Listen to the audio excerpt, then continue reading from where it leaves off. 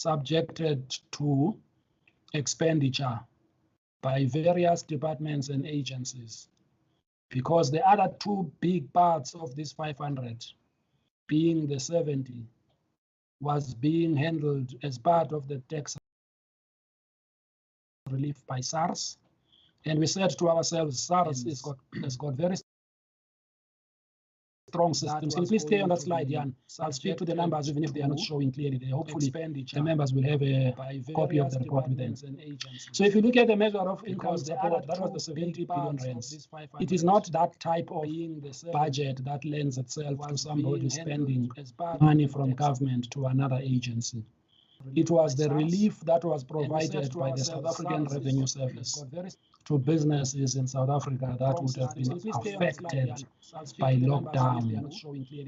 And so SARS put out a 70 billion part of this 500 as a mechanism to allow for deferral of monies collected on its behalf, as well as postponement of certain payments that different businesses ought to have made to SARS, in order for those people to use that money in the meantime, while they were not ringing their tills to pay for certain things in their businesses, with the hope to repatriate that money back to SARS as agreed with them. So SARS has got strong systems, we know, that will provide a proper control over who takes how much and who repatriates how much, because they've got a proper scrutiny as part of their audit systems at SARS to determine how this 70 billion would have been used by different taxpayers. But on our side, we also are auditors to the South African Revenue Service. We are going to make sure that our procedures, as we do the audit of SARS, respond to certain risks that might be associated with transparently reporting on that 70 billion. So that gets put aside for that reason. Then we come to the other big part of this 500, and that was the credit guarantee scheme.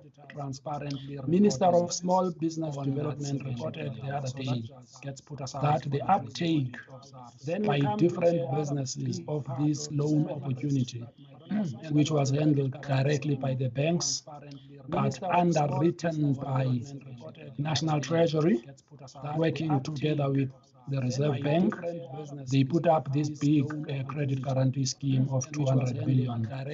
And I understand from the report of the Minister of Small Business Development that the uptake thus far is to the extent of 15 billion of people who have come forward and raised loans. Again, in the context of our mandate, that is potentially of limited risk thus far, because it is now a matter between the lender and the borrower to determine who and how they meet the terms and conditions of the loan that would have been advanced to the borrowers. Even though it has been underwritten by public institutions, the underwriting, in essence, will only trigger a liability potentially if there's a default between the business and the banks. And I think that's something that banks have got clear instruments to manage. And we hope that that is not necessarily a matter that we need to have sleepless nights about, because it's clearly handled by very strong institutions with the right disciplines. And then as far as the other part of this whole package was the wage protection that we need to, as you can see on the slide, we show it separately because it's not funded through the budgets that were allocated through the adjustments budget in June. The wage protection, as you can see, is that UIF 1% that we all contribute once in our pay slips and forever in the day. And so the UIF builds a reserve and a huge set of funds to be able to pay for people who are affected temporarily in relation to the COVID-19, as well as companies that are struggling to pay their employees, once again because their tills stopped ringing since the lockdown. And so that 40 billion, we're showing it here separately, but it is included in our scope of work because it is handled by a government agency, and it is also a transfer of money from our government in relation to this terror scheme to various employers and employees who are entitled to get whatever it is that has been agreed between the UIF and those employers. So you can already see, Chair, that we are now left with 190 billion, which was the subject of the adjustments budget that Minister of Finance tabled on the 22nd of June. Of that 190 billion, 145 was with respect to various departments that were going to be allocated various amounts in order to meet the obligations that came with the lockdown, as well as what the President announced was going to be done back on the back of this 500 billion package. However, from that 190, there's also another 45 billion that remains, and I'm sure as members of Parliament you will pick it up either in the MTPPS or in next year's budget. But of the 190, what I'm saying is that 45 has not been appropriated. It is to be appropriated subsequent to this period when the MTPPS or when the February 2021 budget is handled. So we've then got a breakdown of this 145 billion, which is the subject of this audit. And we have looked at it in relation to its key elements. And our audit staff spent the last 2 to 3 months doing various things to assess how these 145 billion, together with this wage protection, were handled. And what you read in the headlines and what you read in stuff that was reported on Wednesday is predominantly our findings, is predominantly the issues that we have identified as we were looking at the accounting records, as we were looking at the combination of our technology. As I said, our information technology auditors were also the front line in looking at this, as well as our risk specialists, including forensic auditors. And how did we fare in going about this is what I have on slide number 3. We adopted an approach that says that the best possible medicine that needs to be applied when funds are released in an emergency environment, where the systems and the disciplines of internal control are not always observed, is to invoke the need for prevention. And you will recognize this issue about the preventative controls from the reports that we have issued as an audit office over the last while, including a very clear emphasis that we put on this when we released the local government report at the beginning of July this year. That report hopefully will not gather dust because it expressed a sentiment with regards to our key findings in local government that prevention as a mechanism to make sure that government money is protected is one of the principal considerations that must go into the scrutiny of oversight. What do we mean by this? What we are saying here is that we went first and spoke to the accounting officers as well as the accounting authorities of all the departments that were going to be charged with the responsibility of spending that 145 billion and counseled them to the need to identify the gaps they already have, but also to close up those gaps by introducing stronger preventative controls so that they can anticipate the risk that from the external or the internal environment. There may be those that want to help themselves when they know that this is an emergency and the systems of internal control that are associated with this money may not all be in place, due to the fact that the discipline of segregation of duties would have been disrupted. Whereas in one department, you probably would have, under normal circumstances, 10 people processing certain category of transactions. Under lockdown, you probably have 3, which means that your normal and natural controls are not in place. And so for you to make up for that, you need to make sure that you introduce strong preventative controls in order to anticipate, prevent, and disrupt anybody who might have ill intent towards these funds. And once we did that, we then said, we're going to come back after you've done the processing, because we don't want to stand on your head while you are dealing with an important set of emergencies. Just in case you'll say, now the auditors have delayed me, I've not been able to distribute PPE where it was needed, because they were asking me for all sorts of things while I was busy processing. They said, well, we'll go away and come back after a predetermined period to now come and do the detection test. Detection test, meaning that we want now to test whether you have indeed introduced these preventative controls and whether you have allowed for the system to supervise and monitor the transactions as they were coming through. What did we mean by this?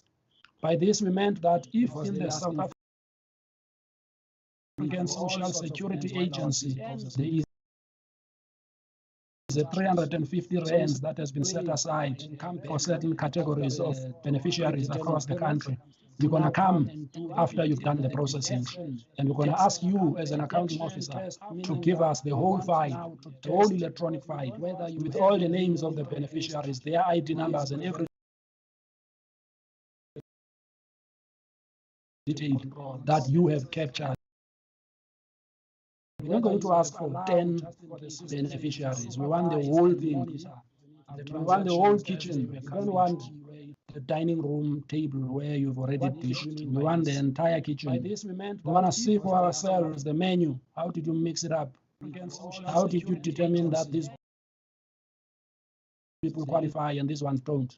We also want to see whether in the database there's anybody who is receiving 351 rand and above across the country. And we are going to use our electronic tools as well as our forensic tests to determine whether what you have in that file is valid, is accurate, and is complete. And that's what we did with the detection. And that cut across many of these benefits, including UIF. On the UIF side, we wanted to see whether you have complied with the laws, the labor laws of the country, among others. So we designed certain forensic tests and wrote certain scripts and queries to find out whether there are people in that database who were below the legal age of employment. And so when we write that program electronically, we are asking the computer to extract for us those people whose ID numbers point to somebody below 18 years. And we found them. That's why we reported the fact that, among others, the UIF paid people who were below the official age of employment. We then said, well, it's not enough, because government said those that get UIF should not put their finger into the social relief of distress fund. And so we asked those same databases and said, let's do a comparison between the government databases that contain this information, because it's something in government. You have to put an ID number, because that's how Home Affairs identifies who you are. So whenever you get paid any benefit from government, you will need to use that as part of your identity. And so when we then send that ID number to the UIF database, as well as to the SASSA database, as well as to any other database for small business benefit, as an example, and we thought, oops, here's the guy that was in the UIF. Is also appearing on the SASSA side and is also appearing somewhere else. Wow, this guy has got multiple areas where he or she has claimed the benefit, which I think in our view is not allowed. And so we asked the accounting officer then, what was happening to your preventative controls for something like this to happen? Or in certain instances where there's a limit to how much can be paid, and all of a sudden we find that there's somebody who has been paid far in excess of that which was the higher limit in respect of the UIF. That is in essence the type of work that we had to do up front, and we had to use all of those multidisciplinary set of skills to be able to get to the bottom of what all this was about. We commenced the area in terms of the procurement of PPE, which we reported on in our report as a set of preliminary findings, many of which pointed to substantially higher amounts of procurement in respect of prices against the prescriptions that National Treasury communicated. Flagged and reported those matters. And we are busy now because we've done also some data analytics to identify high-risk suppliers, the likes of suppliers who are in the database who, for the longest time, have never had anything to do with a particular department of health in a particular province. And here they are now, in the month of May or June, being the supplier preferred for all sorts of PPE at huge amounts of budget. And we are basically starting to get to the bottom of how did that particular supplier in the procurement process get onto the list, and what is it that they supplied. So you'll see in the report that there are certain findings that we've made ahead of completing the bulk of the steps that are necessary to get to the final conclusion in respect of those matters. Hence, this work, as we reported, was a subject of what we call the first special report, and everything else that we are doing subsequent to the end of July is now going to be the subject of the second report, which, when we communicated the outcome of this audit, we are planning to in a particular province. That's what preoccupied us when everybody else was on lockdown, and that's what we did, and that's what we had reported on. And I thought that just for the flavor of what is it that we saw, I will go straight to a slide headed Table of Funding and Expenditure. It's a slide, if you've got a copy of the report, Chair, and you want to make your trip to Limpopo very easy, it's a slide that you can turn to if you've got a copy of the report. And on your way, I'm sure by the time you arrive in Limpopo, you will have a very good idea about what is it that the audit office did in respect of the money that was set aside for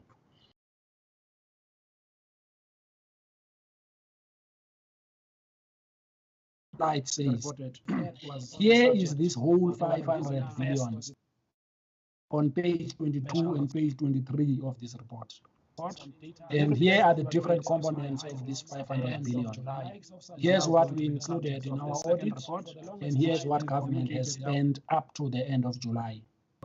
And we have scrutinized it with all those tools that are not immediately available to others, and we have identified certain findings that are quite prominent in responding to the risks that we have identified. And if you look at this slide, it gives you then the blow-by-blow account with regards to what happened to each of those components of money that were spent in all the departments in respect to all the areas that we worried about. And if you look at it, when the 500 billion is put together, it comes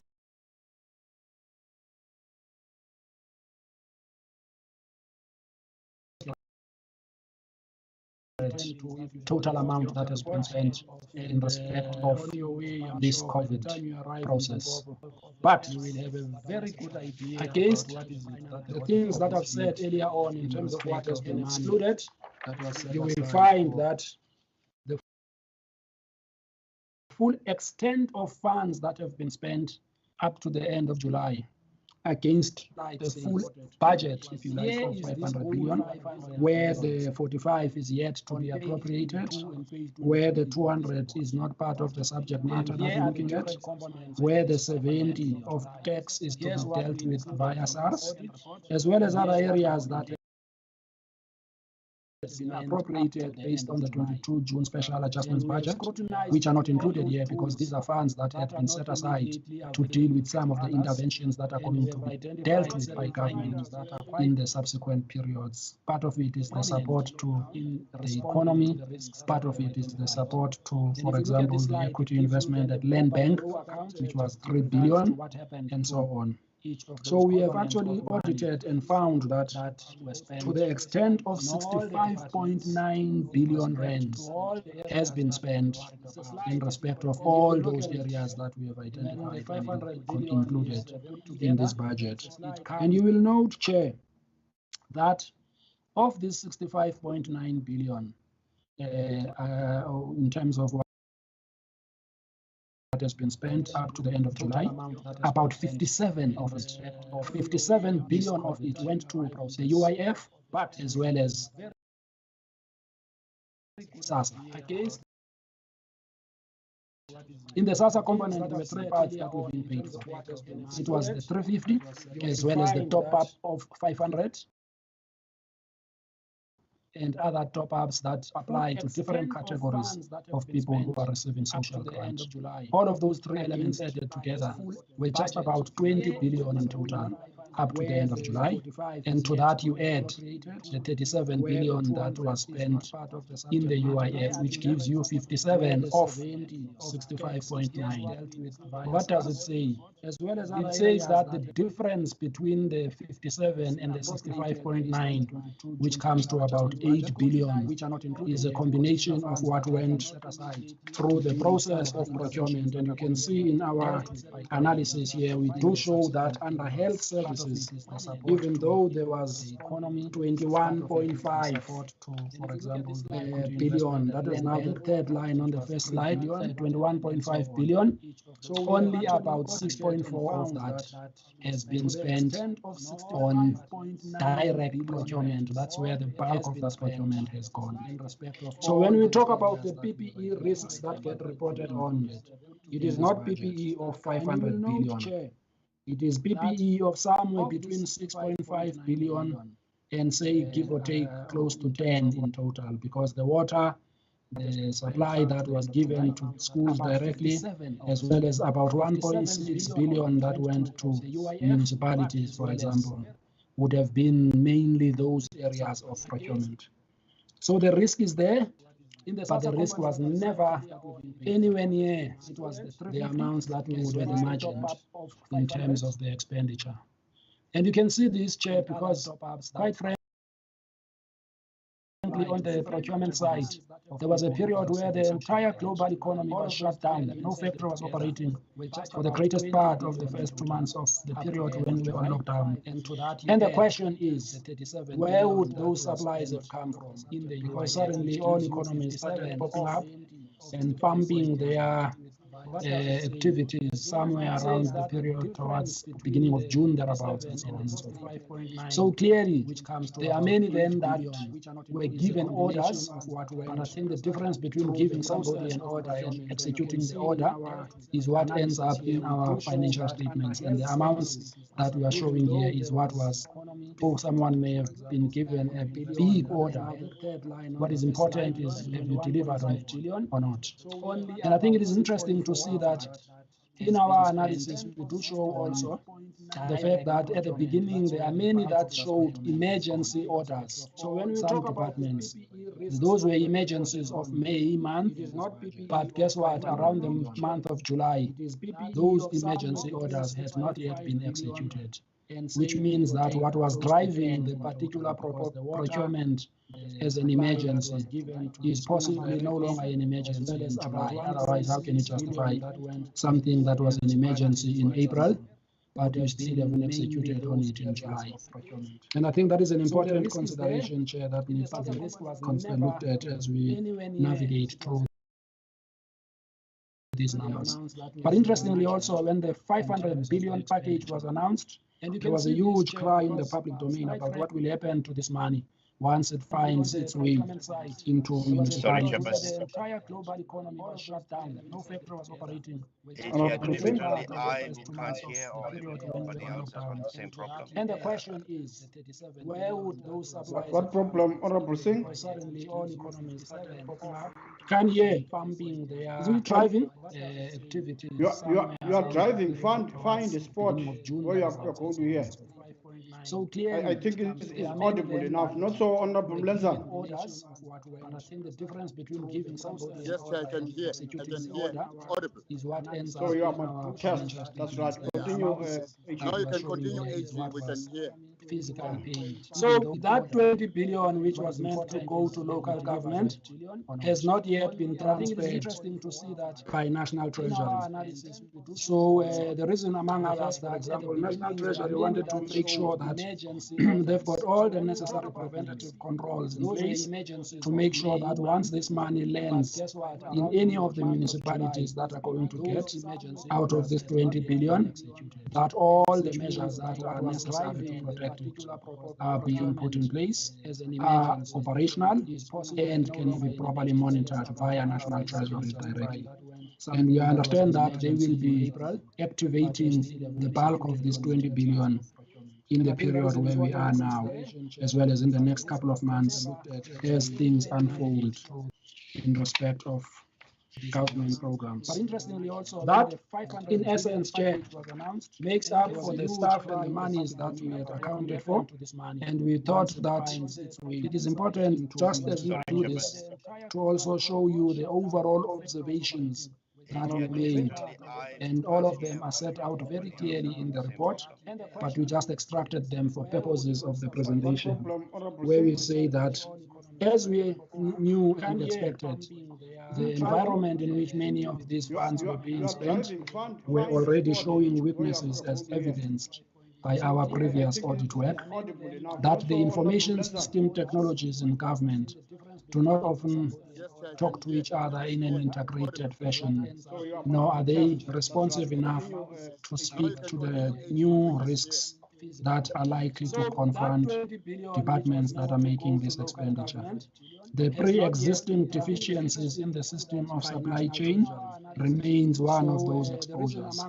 The poor record keeping was also another area where we didn't expect someone who had just spent these funds in relation to the COVID process to now no longer know where the documentation could be found. So we have flagged these matters and we have identified them for further follow-up, and we are doing that right as we speak with other audit teams that are busy with this. And of course, our data analysis that we are doing, Chair, is also pointing out certain indicators of high risk of fraud and abuse. And we think that it is important, as I said in my opening remarks, that we need to begin to stay close to the capabilities that are needed by an audit office to strengthen data analysis, because to us it has proven as beneficial, and it has also helped us address very timely some of the matters and to prevent them from recurrence. I'm not going to go through the findings in detail, Chair, considering that many of them you probably will appreciate that they are a reflection of what we had always warned against, but there's a litany of those findings, some of which I had already spoken to.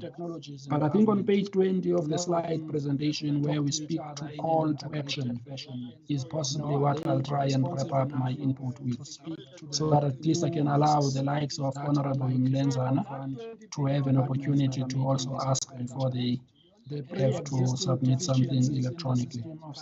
What are we saying? We are saying here that there is still a lot that has not yet been spent, that has not yet been transferred to third parties, whether in the form of procurement or whether in the form of that exercise oversight, whether they are in SCOPA, whether they are in portfolio committees. This is a baseline report that they must now use so that they can begin to do that proactive oversight many of us have been speaking about. Many of us have been engaging with right up to the beginning of this week when I spoke at the Association of Public Accounts Committees. This was one of the key subject matters to say, how can we put the oversight mechanisms in our state in a position where they can proactively engage with accounting officers, whether it is about what are the plans that you are putting in place to spend what remains of this COVID-19 expenditure. What disciplines have you introduced to make sure that the stuff that the AG has reported on, as well as the stuff that might come from the fusion center, does not repeat itself? What sort of consequences will attach if such comes forth and repeats itself? I think to us that is what will be of significant importance, so that there's not too much reliance on schedules that are floating around in social media, which other people may never know where they came from and where the data is and what it's about, because you now have a baseline report that at least carries a level of credibility in terms of its accuracy, having been audited at different levels by different levels of people with different insights. And I think that to us would be the starting point for oversight, because it will enable you for the remaining months of what needs to be spent. If you look at the bulk of the funds still not yet used, it will enable you to monitor how the system responds to the identified control weaknesses with the areas that are exposed to abuse. Because they don't stop just because we've reported. They will continue, but they need to be nipped in the bud before we have to revert to investigative techniques, which will also require more money, which will also require more time. Whereas this particular strategy would not need more money, because the people who must execute it are already covered in the budget, as well as the time that they need to make available is already available, because they are in those positions as we speak. They don't have to advertise for anything and ask someone to come and do this after the event, just in case those that do the investigation might fail and might never even recover the money. Lastly, because of the link between the announcement of the fusion center, and that is that multi-agency unit that has got the likes of SIU, the NPA, and many others, including SARS, that are preoccupied with the hawks as well, that are preoccupied with the steps that must be taken from an investigations point of view, as well as possible prosecution point of view. So those lists of findings and exceptions that you have identified, which point to things like more than 30,000 people being paid on the SRD 350 grant, will be the items that we will be depositing with the Fusion Center when we speak to them next week and say to them, this is what we found. We don't have the tools that you have. Use your tools to get to the final bottom of this, so that some consequence can attach to whatever wrongdoing has happened. And of course, if people have received money in their bank account, you will have among you the people who will be able to access that information in those bank accounts. And if somebody has received huge amount of money, but there's clear evidence that there was never much delivery against it, you will also have among you people who can issue preservation orders to make sure that that money, whichever bank account it may be sitting at, is preserved. That's where we are, Chair, and that's what we brought forward as we announced this work on Wednesday, and we leave it in your hands then to ask any question and determine whether we did what we thought was what we were communicating to you when we shared the plan for this COVID-19 audit. Back to you, Chair. as well as the Fusion Center. Thank you very much, that is AG. that multi-agency unit I think that was has a got mouthful. likes of SIU, the NPA, almost covered and many others, including the SARS, report that are and look into the strategic the nature ops as well. of That are areas preoccupied with that as steps Parliament, that must be taken from parliamentary committees, we have to be worried as well as about, possible and prosecution. which things that we have to So do. those lists of findings. Can I ask Honorable? I'll start with you, Honorable Things Mlenza. like more than 30,000 people If anyone does have a question to do so, will be so that we allow those some kind of hiccups to have much time for solving this question. Honorable Mlenza. use your Thank you, Chairperson. Thank you so much. Let me welcome this detailed report by whatever the Office of the wrongdoing has AG. happened. Perhaps Of course, just for if people start have received money in outside their of bank the court, account, if one you can will check have with the among you, AG. because the people AG, will are you be able able to, as we part access ways, that prepare information for in us those bank accounts. a And if somebody has detailed received kind huge of amount of money, legacy report, but there's clear evidence that which there was in never it much you delivery would against it, you expatiate will also more have among you on people who can issue your preservation orders recommendations to and make sure that that guidance money, as to whatever how do account it will we, be sitting going in, forward, is should be preserved. dealing with That's where we are, Chair. this particular And that's standing what committee. we brought forward as we Then announced the this question work would on be, Wednesday. Chair, which is And only we one, leave it in your hands has then the to Office of the ask any AG question sort of sharing and his notes determine whether with the Department of it is what we thought Monitoring and was what we were Evaluation in the communicating to you Presidency. when we shared That's trying a this way of getting COVID-19 the actual impact audit. assessment. Back to you, Because Chair. I understand that, of course, the Office of the AG could put all what he can in terms of the Thank you very desktop much, exercise. AG. I'm I asking think that this was chair, understanding very well that as we go to constituency well, we will be also doing the same thing. And this report is going to assist us so that as we go now doing our oversight would be having some nature thanks, of Chairperson. areas that as Parliament, parliamentary committees, we have to be worried about. And which things that Chairperson, it's Singh when you have an opportunity. can I Thank ask you. Honorable? I'll start with you, Honorable Mlenza. The chairperson is Anyone muted. does have a question to do so. Singh, so that Honorable Singh will allow those. You're a real bus driver. Yeah, thank you very much. But somebody else is driving. I had to take the journey, unfortunately. But thank you very much, Honorable Chairperson and Secretary General, Auditor General for this presentation. And thank you, Chairperson, for organizing that we receive this briefing, because I think, as the Auditor General said, and you said in your introductory remarks, it's important that we as COAC see how we can assist the process. Opportunity, and certainly opportunities have presented itself here in the new normal. And I think if it wasn't for COVID, much of this Auditor General would not have been done. And if this kind of work could be done in the last 2 months under these very harsh conditions, one imagines what more could be done in terms of good financial governance moving forward under normal conditions. Having said that, Honourable Chairperson, I think there's a great burden placed on SCOAG, on Parliament, on the Office of the Auditor General, because certainly, without doubt, the public have got the highest level of confidence in the Office of the Auditor General, and we dare not fail them in that regard. AG, I just wanted to ask you a few questions. In a statement that I read in one of the newspapers, you did say that there were delays to thwart the audit by some people. Could you disclose to us how did those delays arise? Who were those particular individuals or corporates companies and departments that want to delay this audit process by yourselves.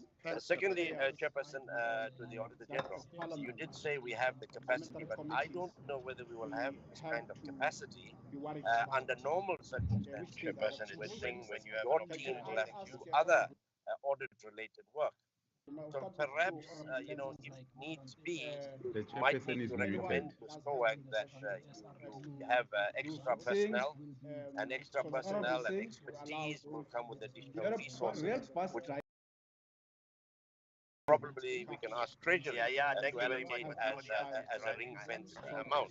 Because you did say, Auditor General, that by and large you use people from within your existing, but you must have outsourced as well. And we'd like to know what expertise did you outsource? So perhaps that kind of expertise can be insourced. One of the other issues that I wanted to raise, Honorable Chairperson, in your introductory remarks, is I like the idea that the Auditor General said, because I mentioned it in a thing the other day, that we don't want names of companies. You can get Summer Fund, ABC, XYZ, whatever the name of. We want to know who the directors are, because you may find that the same directors belong to 50 companies, and that's how we can catch them. And SARS can catch them as well. When they're doing their tax returns. So, but for now, AG, I must say, I heard that it's probably your last appearance before us. I've had a real pleasure of working with you since your appointment as AG, and even when you were DAG, and I must say, you leave a very proud legacy behind, with this being the cherry on the top. So I'll listen into my questions, Honorable Chairperson. Thank you very much. Thank you very much. So that you must know, and others must know, we'll create a platform later on, before the AG actually leaves, where we would have around about 2 to 3 hours of engagement with AG as outgoing, and it might be the instance of the at the stage of the finalization program. Don't panic, don't worry. We'll have that. That's colleagues you have orders honorable Constance Saposongwe. Honorable Constance. The chairperson is muted. Honorable Constance Saposongwe. She does not. Okay, let me go to Honorable Mente. Honorable Mente. Yes, Chair, I'm here. Yes. Yeah, just got load shedded and got cut off a couple of minutes ago. Thank you, Chair. Thank you very much, AG, for your heads up, and it's always refreshing to get information from your office, because it really, if we talk about an office that supports democracy, we're looking for an office of this caliber. I got worried as AG with your opening remarks. I am getting a sense that there's more you're looking for. However, you just don't want to say it. But I think you must say it. What is it that you are looking for? Because on your opening remarks, you dwell a lot on the IT support, which actually made this particular work possible for your office during this difficult time. And this is your committee, which is the SCOAG, where if you feel that there is more you can do, yet you are not finding resources to do that, however it is possible for you, I think it is a platform for you to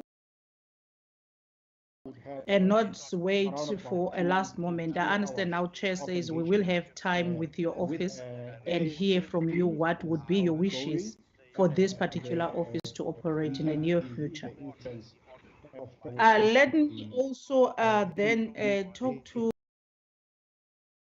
the detection audit you've done. That's a great work. And then I'm asking myself, AG Chair, you know, there has been a lot of real-time audit mentioned around.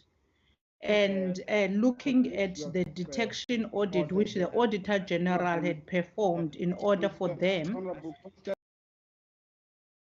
to get to the bottom of these audits and see what was actually wrong.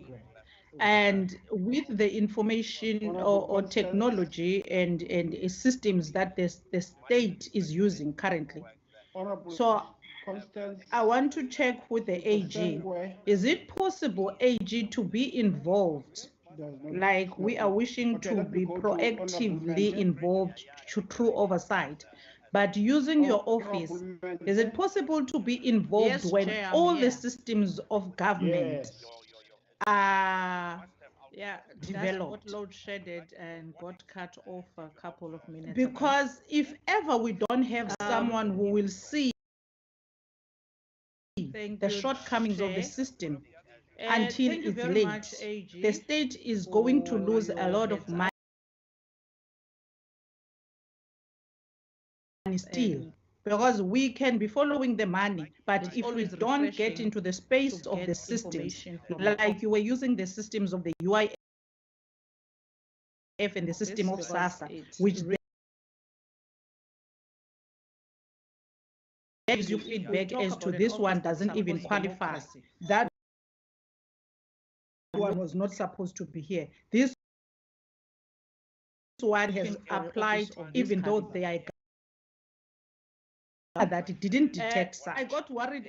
So I want to check, is it possible for the Auditor-General's office that when the systems of government are being developed, whatever system, financial systems, systems of this nature, of the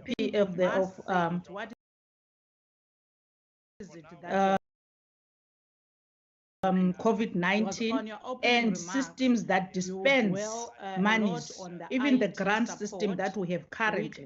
Is it possible for the Auditor-General to be involved in that space so that when the system or SITA or whoever is involved, when they say the system is 100% correct, you also give a thumbs up to say there are no shortcomings. If there are shortcomings that will be identified in the future, it would be something that is really, really, really beyond your control. And then number two, AG, think it is, you mentioned emergency procurement, that you are also investigating on those. There's a follow-up investigating on the issues of emergency procurement. We understand emergencies should have been only in May. The moment it stretches out to July, it's no longer an emergency. It therefore says they have been using wrong regulations to procure. That's a great. How soon can that investigation be finalized pertaining this particular appropriation which you have investigated? We exercise oversight. You mentioned that we must use this particular document as a baseline. So when we use this document as a baseline, we should have some conclusive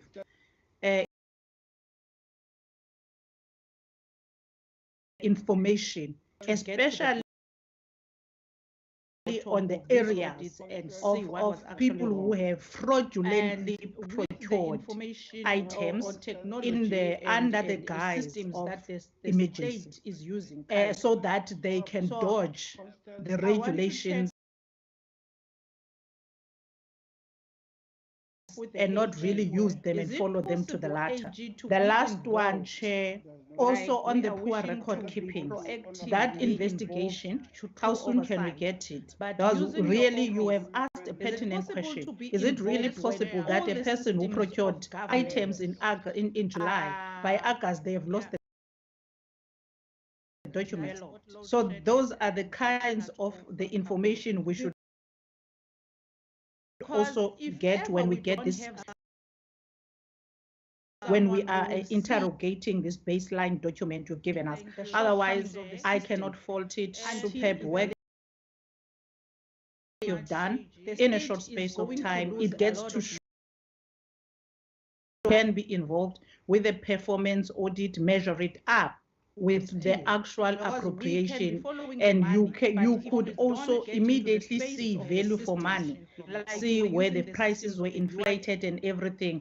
But please do not hesitate to tell us, in order for us in the near future to do what we're doing, be proactive. This is the kind of support we are looking for, so that us as a committee, we are able to tell Parliament, if you want a support, a democratic support from the AG, you ought to give these particular resources, and we will ensure that we keep corruption from this point. Thank you, Chair. When Thank you very much, systems of government are Honorable being Mente, developed, for your questions. whatever system, financial Honorable systems of this nature, Sangwe. or the PDF good morning, Chair. Can you hear me now? Yes. COVID-19 and systems that dispense money, even the grant system that we have currently. Is it possible for the Auditor-General to be involved in that space, so that you, when the system or CETA or whoever is involved, when they say the system is 100% correct, by the AG.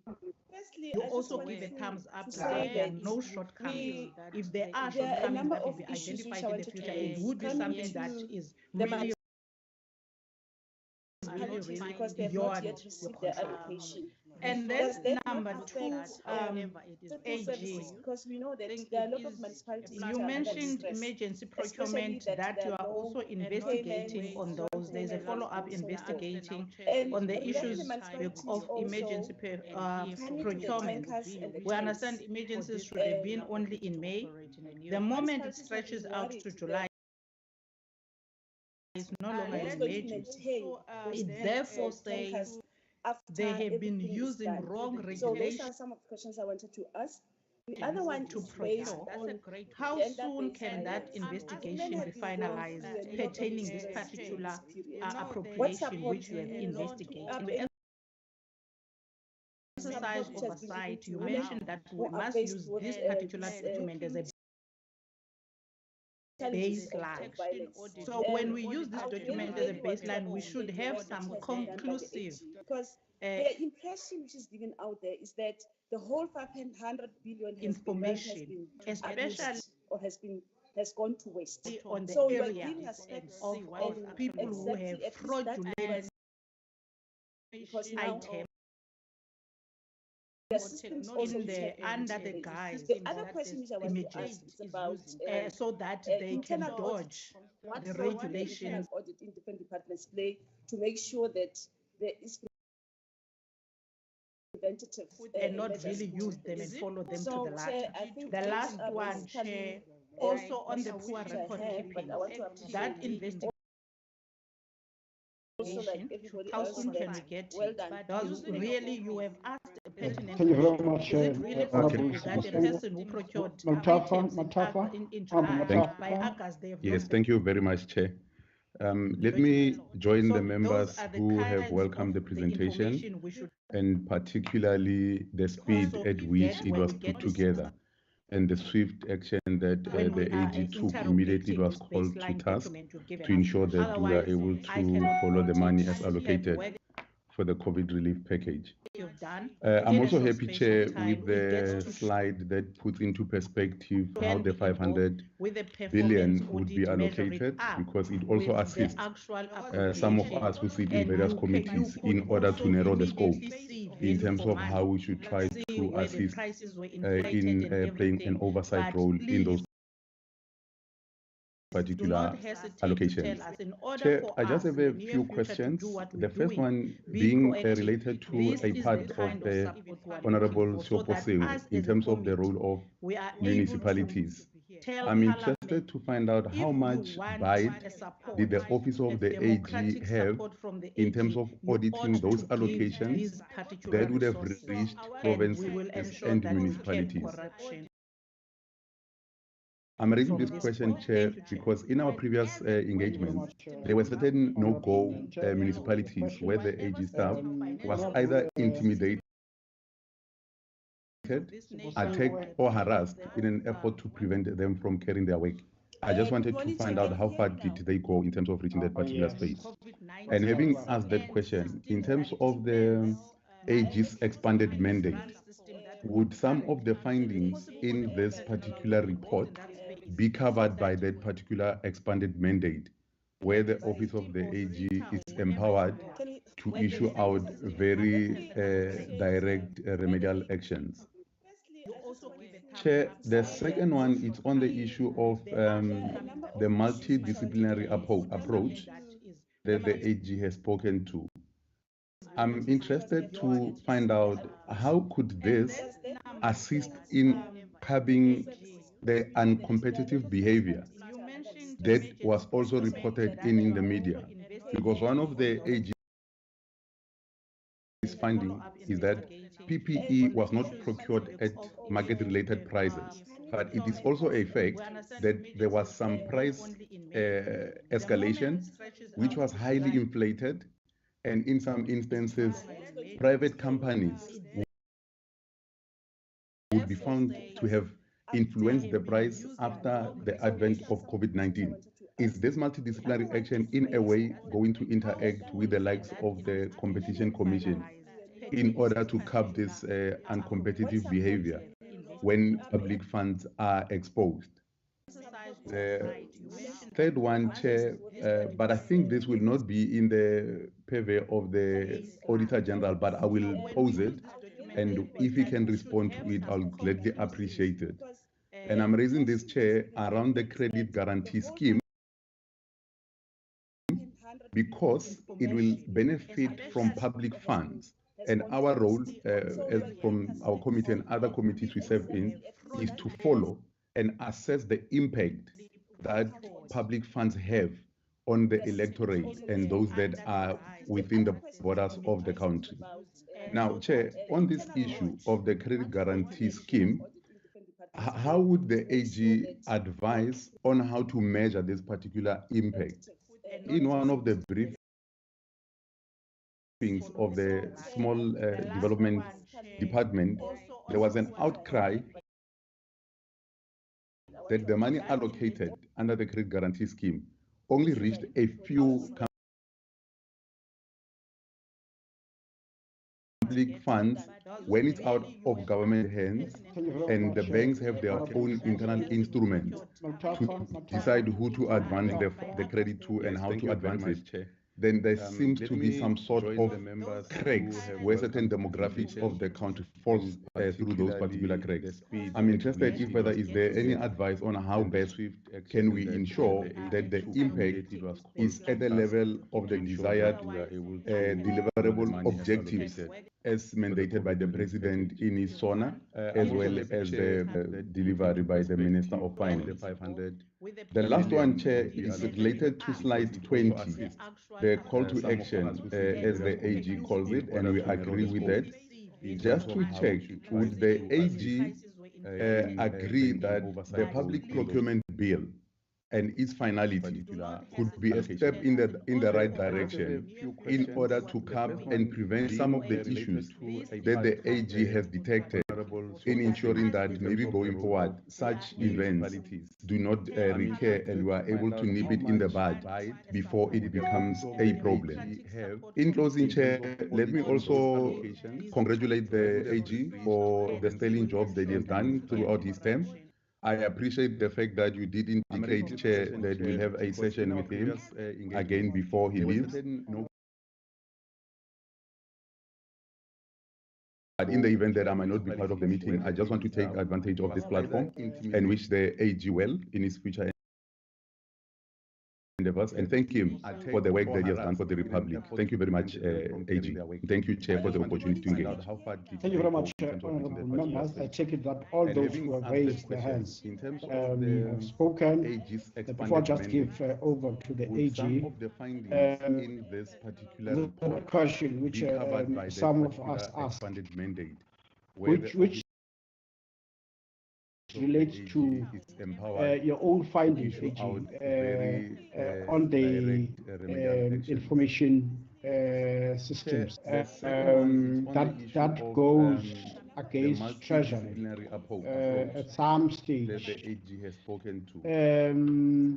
When you speak of the failures that government has in as far as the coordinated approach in terms of the IT systems, which would have allowed government not to be open up into a risky scenario in as far as the duplication which lead to payments, which was highly inflated.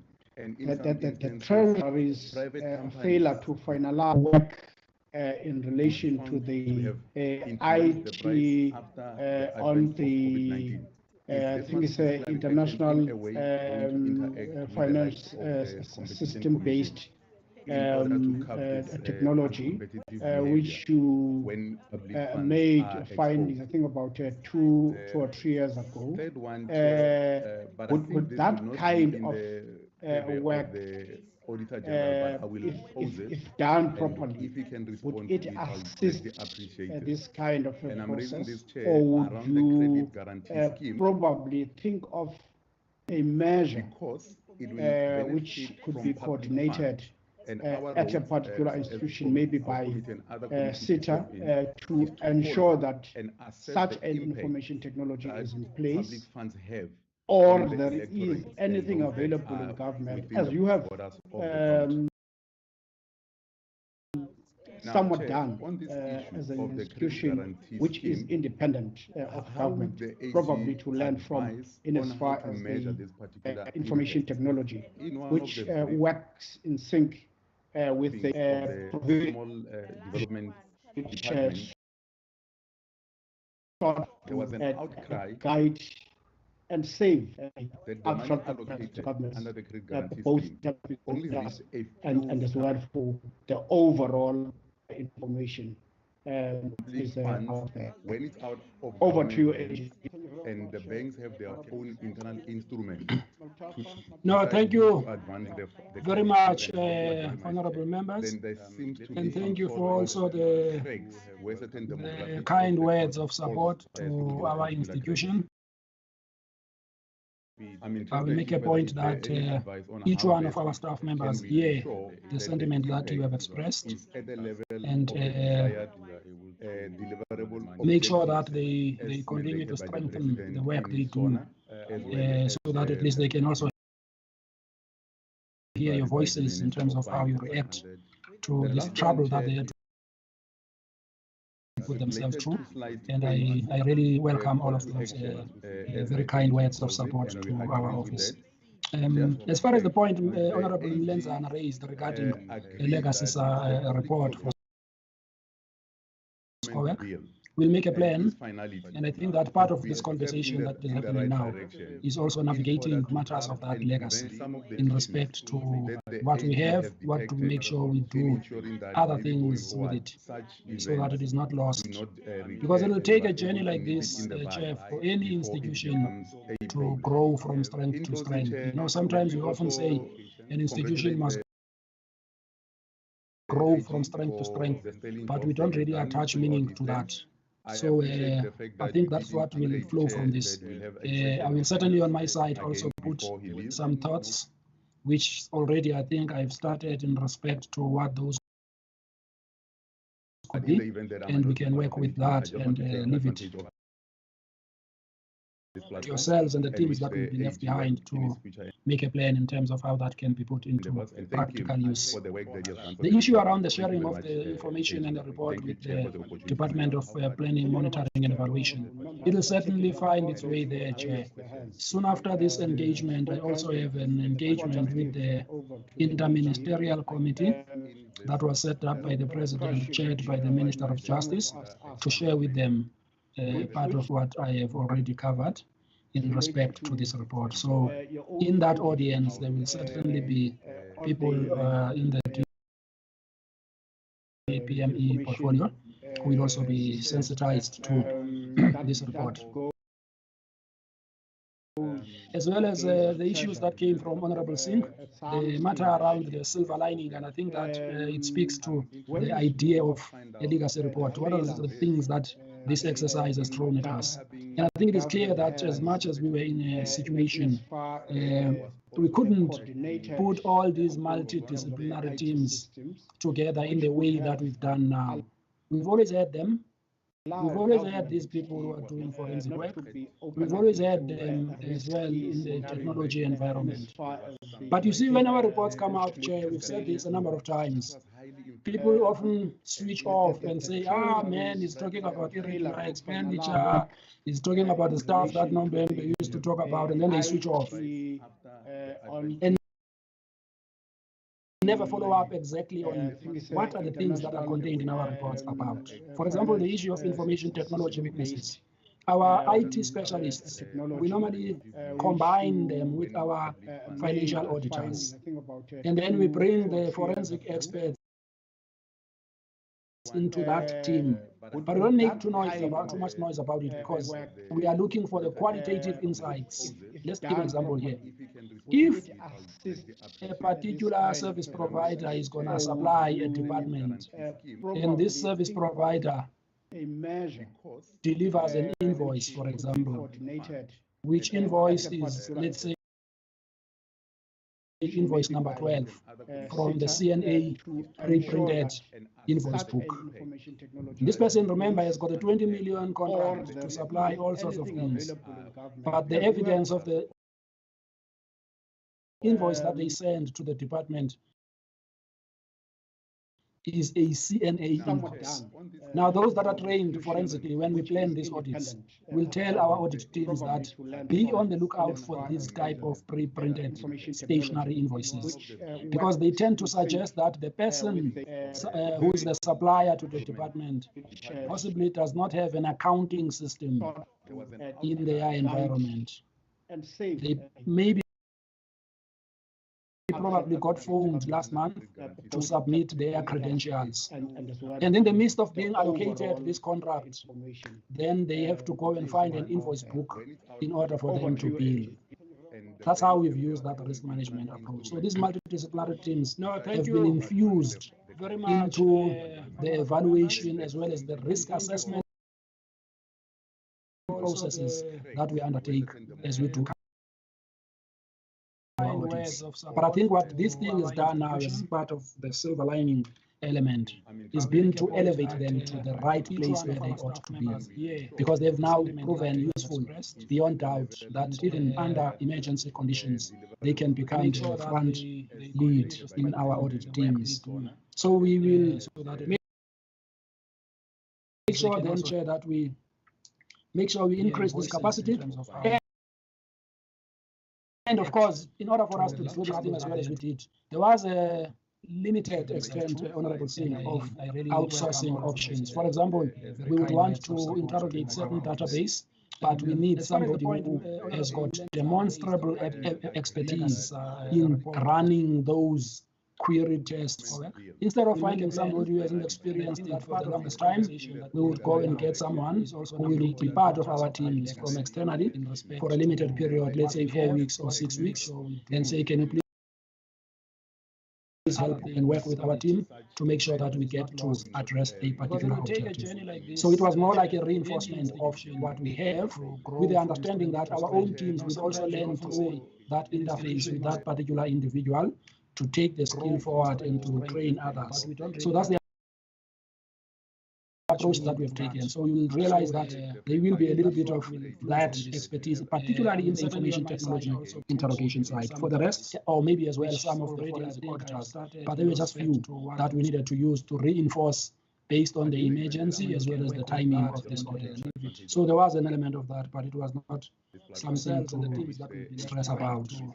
Make a plan in terms of how that can be put into practical use. Then the delays, the issue around the sharing of the information. The delays, Chair, if you look at it, also if you look at it and you apply your mind to it, we did flag it, and the large reason for it was that we will go to, let's say, the UIS set up by the President, chaired by the Minister of Justice. before we arrive there, then we get a phone call. Sorry, guys, 1 or 2 or 3 of our staff members have tested positive. In that audience, we are now going to close for the week. If you recall, that was the kind of steps that were taken during the time when many people were exposed. Not that they are less exposed now, but when this was at the highest level, then we would have those kind of delays.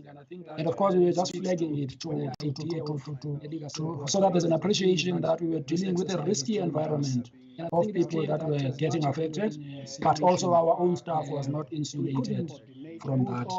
Those that were saying, no, please come in October, there were some of those that always said that, and it was largely in the UIF environment, and said, no, guys, we're busy now, please don't come forward. And, we're trying to do the best we can. But we said, no, we will get involved. And I think we were supported ultimately by the DG of the Department of Labor to make sure that we can commence with this audit. As we are starting with the audit of the PPE, there are certain areas where we are getting a runaround, and I do not have the names, Chair, of that, but we will follow up with the teams really, because they are beginning to scratch now into those environments, and I think we'll get a better picture of what these delays were driven by. As I say, part of it was just the fact that this was not an ideal environment to actually interface between different people, and that's what largely was behind the delays as well. If a particular service provider is then, Honorable Mende, it is in the nature of this that as we are strengthening our capacity to increase access to information technology, for example, it may not be that 100% from the staff members in the office will always be in all the offices across all the 9 provinces until such time that there is a clear answer to the COVID-19 risk, as it were. So there will be those people who, for the longest time, will continue to operate remotely, which means that there's a new demand for broadband capacity, keep them connected, they are working, and all of that. But there will also be savings because we tend to suggest where there's not mass travel, and so on and so forth. So I think what will happen now is when the audit office reflects on the strategic plan going forward, it must flag those matters. I was just sensitizing the committee so that it knows that the technology investment into the future, and as we are learning through the work we've done now in COVID-19, will become one of the elements that, if you don't find it in the planning documents of the office, the question I was getting in my head was, you must ask, why are you not updating technology? Why are you not reflecting some of the new costs that we undertake that are going to be part of your operational activity in the future? So it was not so much about being cagey about what we need. Of course, we've got quite a lot of what is necessary. Adapt as we reorientate ourselves to what many of the members have already said. So we can't say now, okay, we've done this proactively during COVID, and you can't continue doing it under different conditions. I think what will be required is for the office to do it analysis as well as the resource needs, and to determine whether, based on what resources are available, this is what we need, what's the gap, and then it must come forward to the committee to communicate that. So we didn't have an analysis specifically of in which area, but I do know that the IT infrastructure, enhancing it, as well as drawing in additional other skills so that we can respond to the point Honorable Singh says, which says that, are you looking at insourcing some of this capacity? And the answer is yes. If we are going to have these tools and we are going to have someone that we need over and above those that we have, it might be a need for an additional investment that we will put to the committee. And I trust that the team, and they are also to this conversation, we'll also have to think about it and use this as a lessons learned from this process, as well as map it into the requirements for an effective audit institution that is able to respond proactively. Because an audit office can't do proactive audits in every single one of these things. Because you can remember that when we do procurement of goods and services, there are lots and lots of other planning cycles that take place before the first order is made. So in essence, you also need to to allow the system to put in place its own systems, do what it has to do, and transactions will normally flow slowly in the beginning of a big project, and they may start flowing in large numbers when the project is in midstream. Let's say they are building a road or they are building a hospital, and so on. You can take an example of, let's say, for example, the hospital in Kimberley, that mental hospital facility. It took a number of years to complete that project. There was absolutely no way anybody would have achieved any value, even if they tried to, because of the nature of the systems in government that are long. But there may be elements of that project that might lend themselves to a proactive audit. For example, if you wanted to audit the disciplines of project management, let alone the acquisition of goods and services, but the discipline of project management, is the project management capability so strong that the chances of delivering on this project as planned are high or low? That type of thing. Those type of things you can choose to make sure that you address upfront as a proactive audit, so that you can release a report that says there are a number of project management weaknesses already that are revealing themselves. Maybe oversight needs to take steps to address that. So you are not necessarily auditing the money flow yet, but we are auditing the discipline that is going to be entrusted with the billions of rands that will go towards building that particular hospital facility. So it is a planning as well as a re-strategizing issue that says which elements of the work that we often do could lend themselves to a proactive audit. I'll give an example. If you look at the old age as well as the social security database, you can do this work proactively even during the normal periods outside of COVID-19 in an environment like that, because you've got a database of about 17 million people whose rates of pay are predetermined. The systems of internal control that operate in that system environment ought to be known by the guys who are doing information technology audit. So they can, at regular intervals, let's say in a particular quarter number one, and that's what, let's go at SASSA and let's look at the vulnerabilities. Let's look at the adherence to the rates that have been agreed by the Minister of Finance in the budget. Are they paying those? Let's go check in that database to see whether we can find any cockroaches that are not needed in that database, so that they can be cleaned out now, so that when we come in quarter number two, we don't have to hassle with those things that were sitting in the corner of the cupboards where nobody was doing the cleaning up. There you can kind of deploy a proactive intervention in doing an audit of an institution with that kind of budget that runs into 100 and something billion in a financial year. Whereas in roads, transport and public works, for example, in the Eastern Cape, because of the weaknesses in the planning systems and many other stuff, it may be a little bit tricky to deploy proactive audit in situations like those. But I think it's about the point that also Honorable are raised to say that in the legacy report, it may be good for the audit office to then flag those matters, so that SCOEC, from an oversight point of view, can have a rich conversation that will assist in enhancing and developing the capacities of the institution. Technology investment into the future.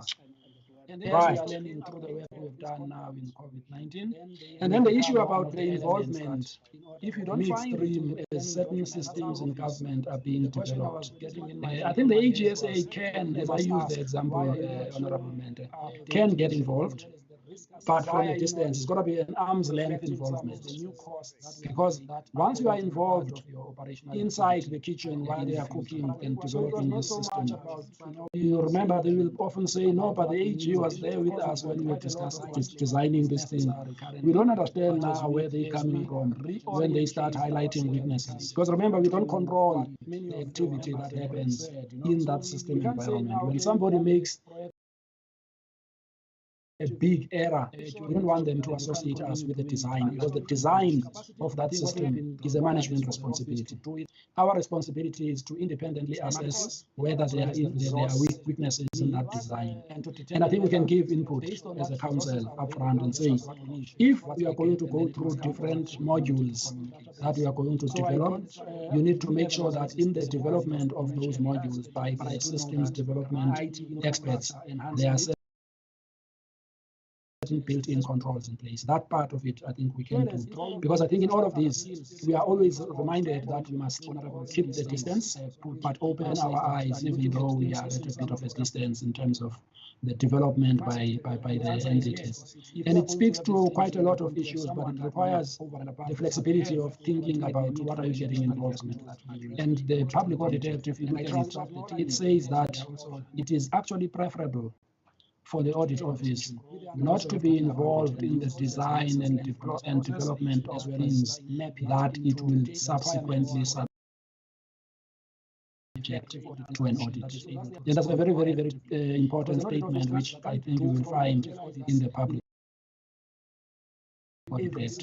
However, we can be involved from a council point of view at a distance, but not to be in the kitchen mixing the menu with the chef. Otherwise, if the food doesn't taste well, they will blame us and say that we are the ones who put in too much salt.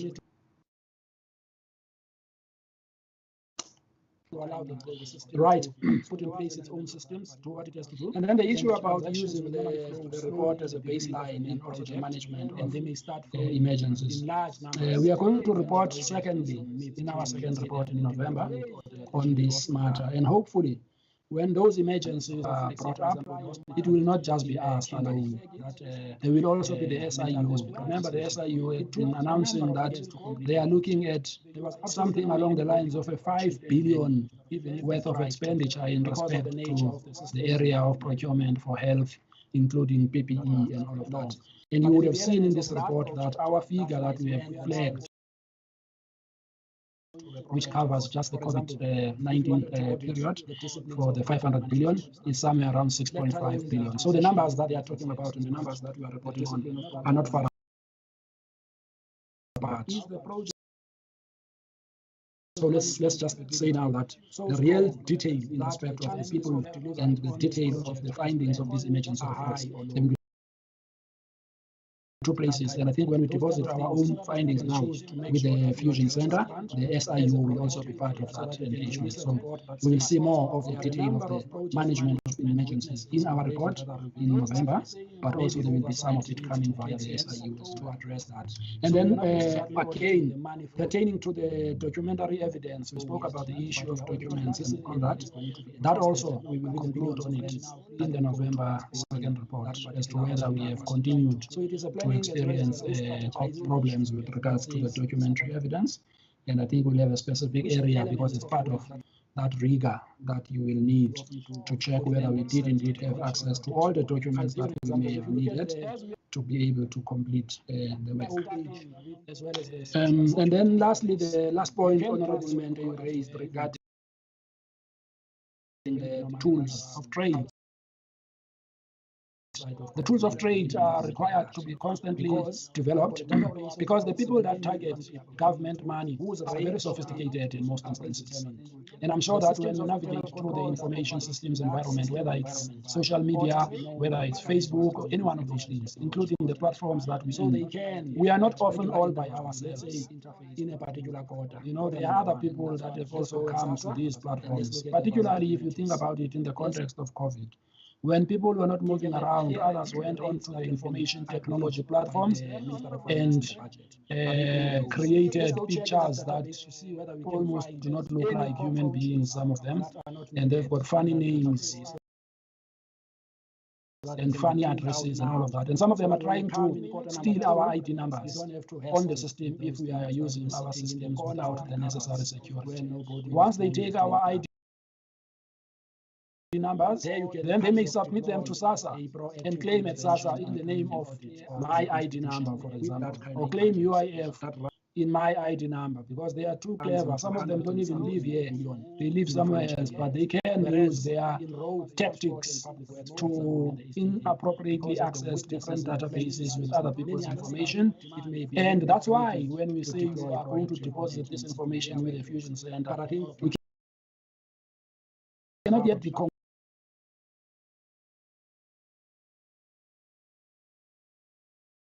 inappropriately used by a group of hackers who hack into these systems. And that's why it's important to get it to that next phase so that there can be some evidence of wrongdoing properly. So those are the issues, Chair, and surely on the development of these tools, just to wrap that part up, they constantly require to be protected. And those are the security controls in an information systems environment. And those are the issues of segregation of duties, as well as adopting new technologies. Because you can imagine if we are where we are now, in the not too distant future, when the conversations about the fourth industrial revolution, about artificial technology, about blockchain, when those questions start emerging and they become the flavor of the month, because then now you will have all the evidence from an auditor point of view on the systems environment. You've got to be, as an auditor, ahead of the game, ahead of the people who are playing in that game, so that you can be able to have the proper tools and routines that you will need to interrogate financial data in a computerized environment, and which computerized environment will be possibly subjected to access by all sorts of people from all sorts of places if the requisite security controls are not put in place. And that is the nature, I think, of the investment of the future, and that is the nature of what I'm talking about when I say the development of these tools. But also the beauty of this is that our Public Audit Act provides for double, or rather for direct billing in respect of the work we've done with our auditees, but it has also opened an opportunity for an appropriation. And which appropriation, if it is about strengthening the tools of trade, maybe the channel through which the office might submit its requirements to the committee, so that the committee can support an appropriation through Parliament in situations where there's a greater need for investment in this particular environment. Honorable CEO Posengwe, on municipalities, National Treasury, Honorable Member, is busy with the activities that are impacting on the financial capabilities of municipalities, and we will take it from National Treasury side as to whether they have done all that is necessary. We know that they have delayed, but also in our report on local government in July, we did say that there's not much to go around in respect of the resources in local government, even though they are also not the right hands at the till. So we kind of were counseling National Treasury as well to say, don't rush too quickly, because you might have serious problems when it comes to accountability for these resources. So it's mainly partly those kind of delays, but we have seen the work they've done in the background. It's almost complete, and I think that they will be starting to channel those amounts so that they can be handled with the proper care and guidance.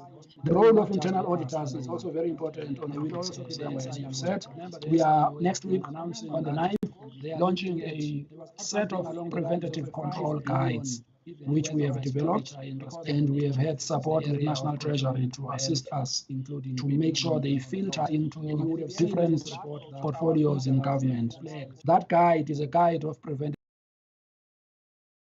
controls, which we've identified now about 6 of them, and we have articulated what they are, what they mean, what are they about, what will they prevent, how should they be used, which different elements of control must be put together to apply them, and that will include the internal auditors.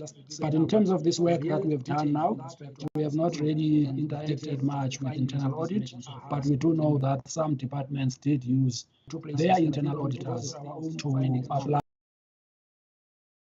themselves to the area of preventative controls. But there have often been historical weaknesses and gaps in some internal audit functions, but I think it's part of the development journey that we are going to be working with National Treasury through this preventative guide.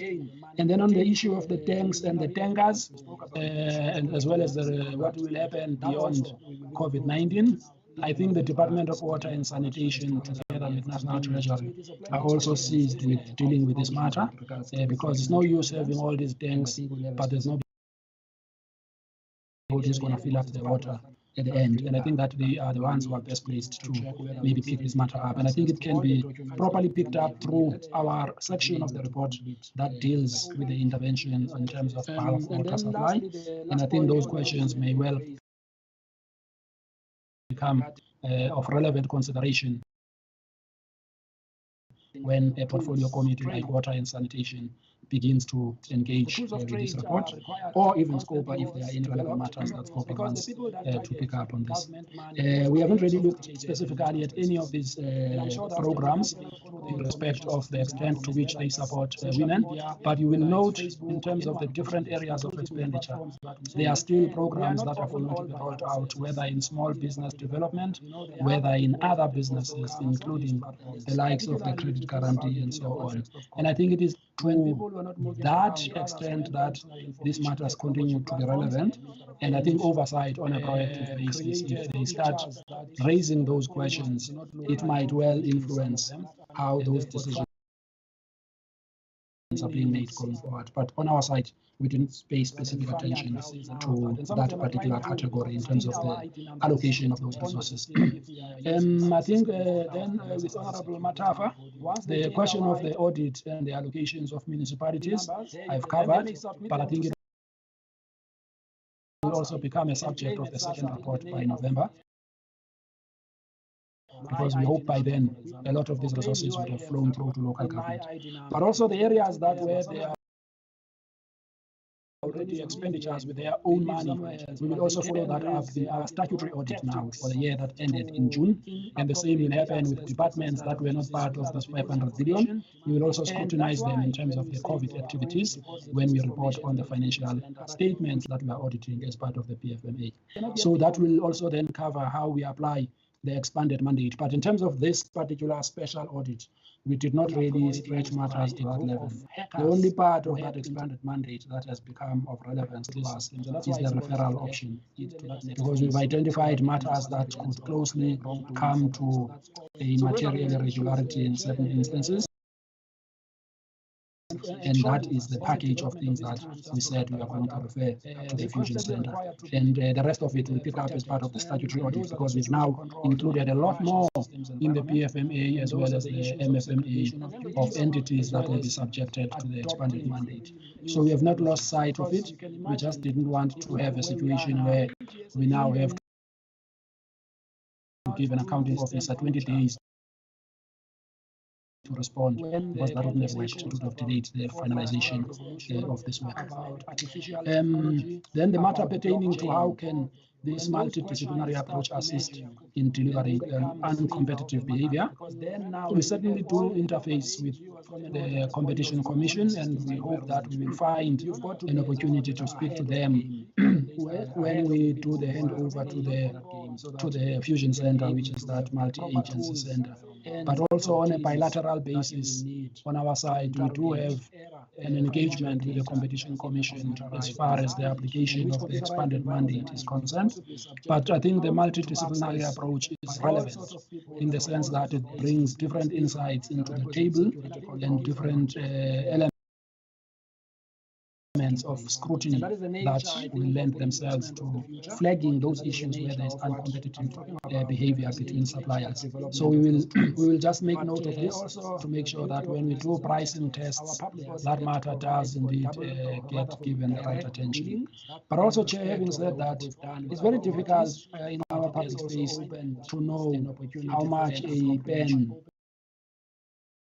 should be, or how much a writing pad should cost. And I think the unit within National Treasury that deals with supply chain matters will probably be an important element of doing this, because it's only when they have tested the different suppliers and the market that the system will be able to have a predetermined price, let's say in education, for pens, for whatever materials they are using for education.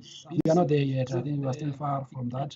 However, the issue of pricing at least is capable of being dealt with in certain projects and so on. And so I think that will help us, particularly with the performance audit teams that are always part of these risk assessments. And then the question on the credit guarantee scheme, I think Honorable Matafa did say that engagement through the Portfolio Committee on Small Business will probably be of great help here because, I mean, there's a huge package on the table. Like I said, it was announced only about 15 of the 200 has been taken. We haven't really ventured into that area for part of this work because it is an area that is outside of our line of sight. Predominantly, even though there are potential obligations that might arise to the public domain. But I think the best place in terms of the detail, the split of allocations between different business players might well best be handled through the small business portfolio. We haven't done work here, and I'm sure there will be a lot more detail if we will channel it that direction. And then also on the procurement, public procurement bill, I think it will help because it's part of those preventative measures that need to be flagged when that particular bill is being scrutinized, so that at least it has a list of things that must be absolutely in place if one is to prevent any abuse of the public procurement processes, because those ones will affect the entire government. It will affect all departments that need to procure. And I think what needs to be said in terms of it is that to the extent that it will have a suite of prevention measures, as we know them based on the instructions on Section 217 of the Constitution, it will be a good place to also try and wrap around the area of prevention. Fortunately, on our side, in the but I think it's part of the preventative controls guide. One of those guides, I think, is guide number 4, is a guide on supply chain and procurement related matters, and it looks at the kind of prevention measures that need to be taken place. So if you look at that prevention guide and you interface it with the public procurement bill, it will help in making sure that this becomes the public procurement bill becomes a law that incorporates a number of those items in the prevention guide if they are not incorporated there. And then lastly, on our portfolio, through our section of the findings on the IT system as well as the integration, including the integrated financial management system. I think it's a very important project, that one, although the disciplines that ought to have delivered it have not done what was expected after those significant expenditures that the office reported on. But in our view, it still remains a very important tool. Because had there been an integrated financial management system, we would have had to go to one place, and the different agencies and departments would have had direct access to government-wide information for them to be able to scrutinize the risks in the environment in which they are going to be spending this money and any other money in the future. So we do think that that platform, which speaks to different portfolios and has got government-wide information from the database at Home Affairs to the database in the funds, in the SASSA environment, in the schooling system, in the education sector, in the health sector. If all of that data was integrated, it would make life a lot easier, even for those that work in government, if they were to trigger comparisons between different parts of government. Because in essence, Chair, if you think about it, there's only one National Revenue Fund to which all our taxes are deposited and any other monies. And so the fact that it gets split into various departments and portfolios is because that's the most practical thing, but it's the same budget. And I think that there's value in thinking about what an integrated financial management system will do to assist the effective utilization of the National Revenue Fund. I think I covered, Chair, all that I had when we report this point. Thank you. Well, members, I think so that will also then have how we are in our meeting with the AG managed in the first instance to get his report, which is a very extensive report, though the indication is that there's still some the elements of the work which was done by the And that is Office of the Auditor-General. It's worthy to say indeed his commitment in ensuring that he delivers on the aspects that he has promised. So we really highly appreciate that. And it's as well, I'm sure the AG would have had this indication that it was as well wise for the president to have had approached the Office of the Auditor-General to be able to engage in this type of work, to inform government on the areas of risk, and secondly, to be able to say the extent of such risk exposure should somewhat be limited. And looking into the amount which he's talking about against the 500 billion rand, now that government could work on in terms of the improvement of such a performance. We really need to look into. But I think I'm sure with Honorable Mente working in the scope as a committee, would scrutinize more in terms of the duty of all those kinds of aspects which relate to that expense, and as well to have interest on what is still left to be, in terms of the record, to be spent on the allocated funding. So AG, thank you very much for the report, but more thanks to the fact that we have assembled a team which could expose this level of areas that need to be attended to as a matter of urgency. So that government should not be further exposed into the expense which is unnecessary. And after this report, well, inclusive of what you have indicated in the report, but more, after this report, if the accounting officers of this are continuing to express they are guilty as charged. What we have somewhat indicated to us that we must follow this as committees of parliament to ensure that those who are the accounting officers, their account are accordingly. Honorable members, I think we have arrived at a stage of adjourning the meeting with such, take my word, we'll have a platform to have a session with the AG before he departs, so that we can share a number of things in terms of the future of both the office and as well our committee, as he has been involved in this work for a number of years. So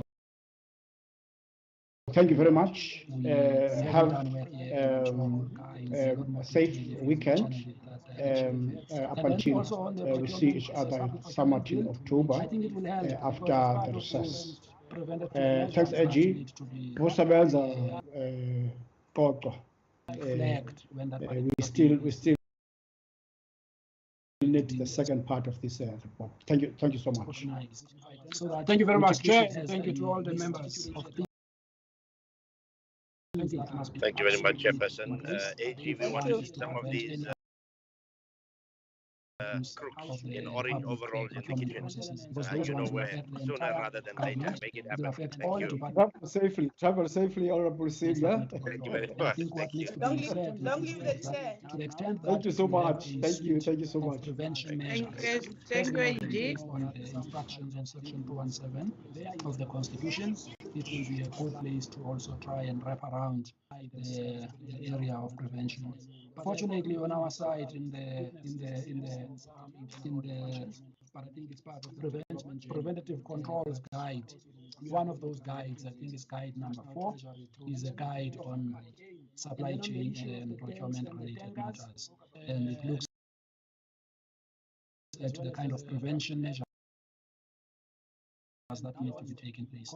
So if you look at that prevention guide and you interface it with the public procurement bill,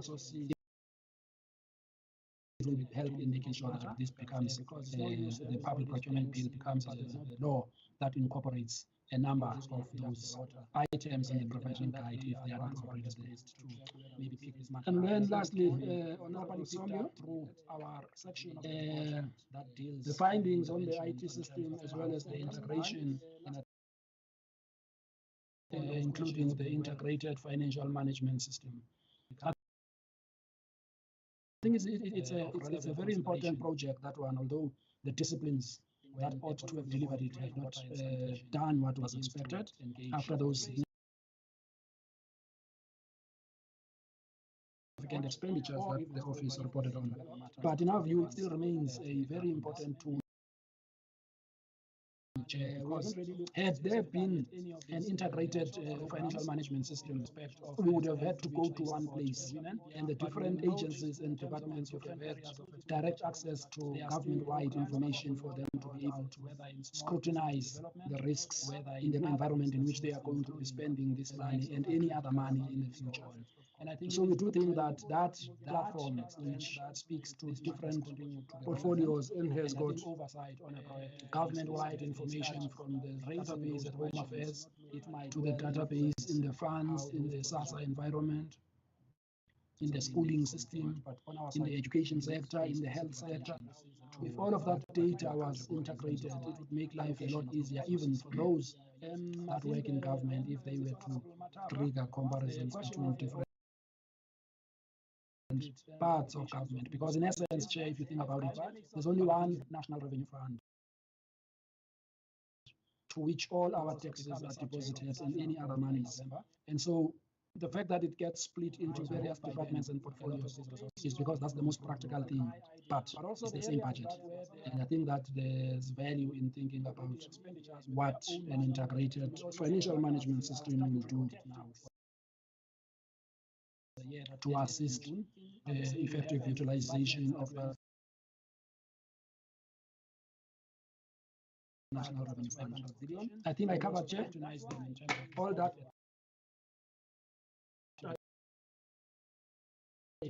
When we report this point, thank you.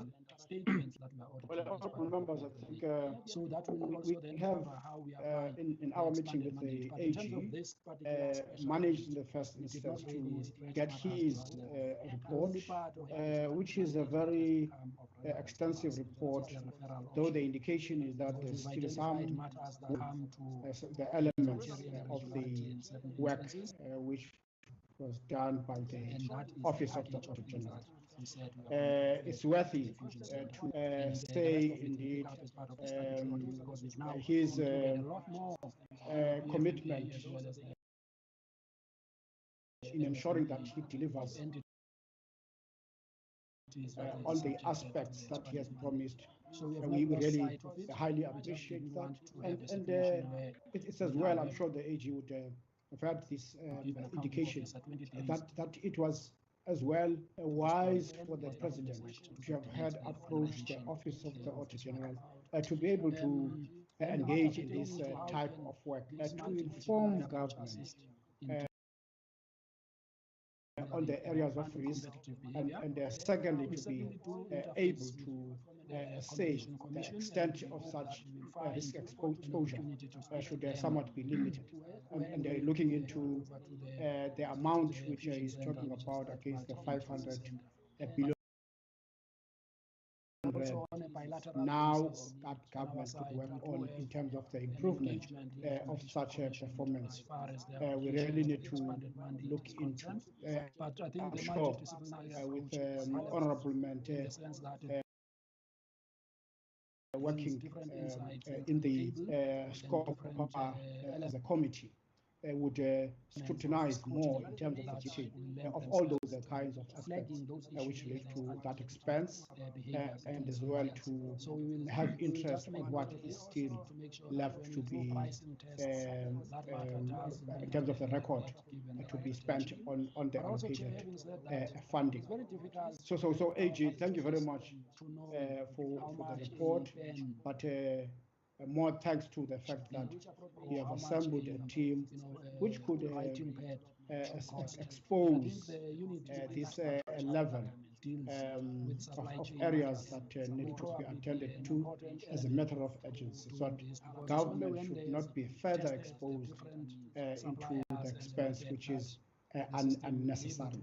And after this report, well, inclusive of what you have indicated in the report, but more, after this report, if the accounting officers of this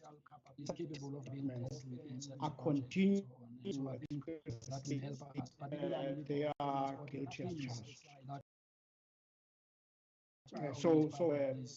What we have somewhat indicated to us that we must follow this as committees of parliament to ensure that those who are the accounting officers, their account are accordingly.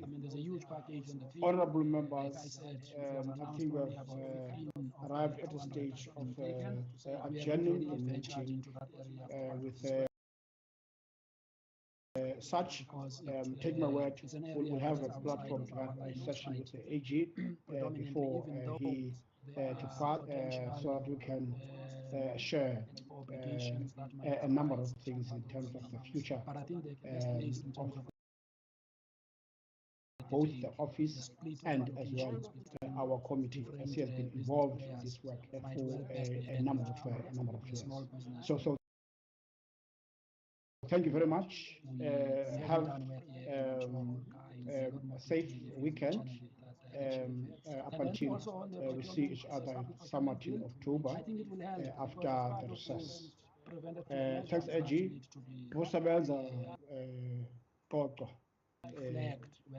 We still need the second part of this report. Thank you so much.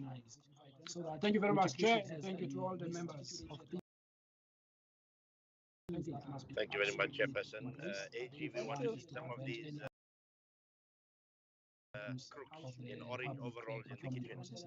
You know where, sooner rather than later. Make it happen. Thank you. Travel safely, Honorable Sylvia. Thank you very much. Thank you. Long live the chair. To the extent Thank you so much. Thank you so much. Prevention measures. Thank you, AG. On the instructions on section 217 of the Constitution, it will be a good place to also try and wrap around the area of prevention. Fortunately, on our side, in the but I think it's part of preventative controls guide. One of those guides, I think is guide number 4, is a guide on supply chain and procurement related matters. And it looks at the kind of prevention measures that need to be taken place. So if you look at that prevention guide and you interface it with the public procurement bill, it will help in making sure that this becomes the public procurement bill becomes a law that incorporates a number of those items in the prevention guide if they are not incorporated. And then lastly, Honorable Somio, through our section that deals the findings on the IT system as well as the integration, including the integrated financial management system. I think it's a very important project, that one, although the disciplines that ought to have delivered it have not done what was expected after those significant expenditures that the office reported on. But in our view, it still remains a very important tool. Because had there been an integrated financial management system, we would have had to go to one place, and the different agencies and departments would have had direct access to government-wide information for them to be able to scrutinize the risks in the environment in which they are going to be spending this money and any other money in the future. And I think so. We do think that that platform, which speaks to different portfolios and has got government-wide information from the database at Home Affairs to the database in the funds in the SASSA environment, in the schooling system, in the education sector, in the health sector. If all of that data was integrated, it would make life a lot easier, even for those that work in government, if they were to trigger comparisons between different parts of government. Because in essence, Chair, if you think about it, there's only one national revenue fund to which all our taxes are deposited and any other monies. And so the fact that it gets split into various departments and portfolios is because that's the most practical thing, but it's the same budget. And I think that there's value in thinking about what an integrated financial management system will do now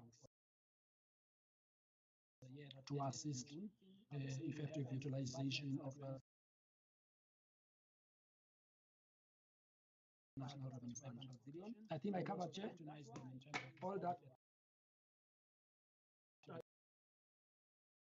When we report this point, thank you. Statements that were audited. Well, honorable members, I think so that will we also then have cover how we apply in our meeting with the AG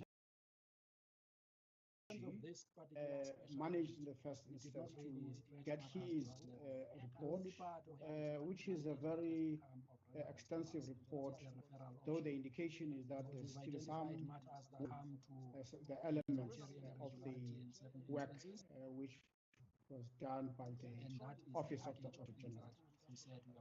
It's worthy to say indeed his commitment in ensuring that he delivers on the aspects that he has promised. So we really highly appreciate that. And it's as well, I'm sure the AG would have had this indication that it was as well wise for the president to have had approached the Office of the Auditor-General to be able to engage in this type of work, to inform government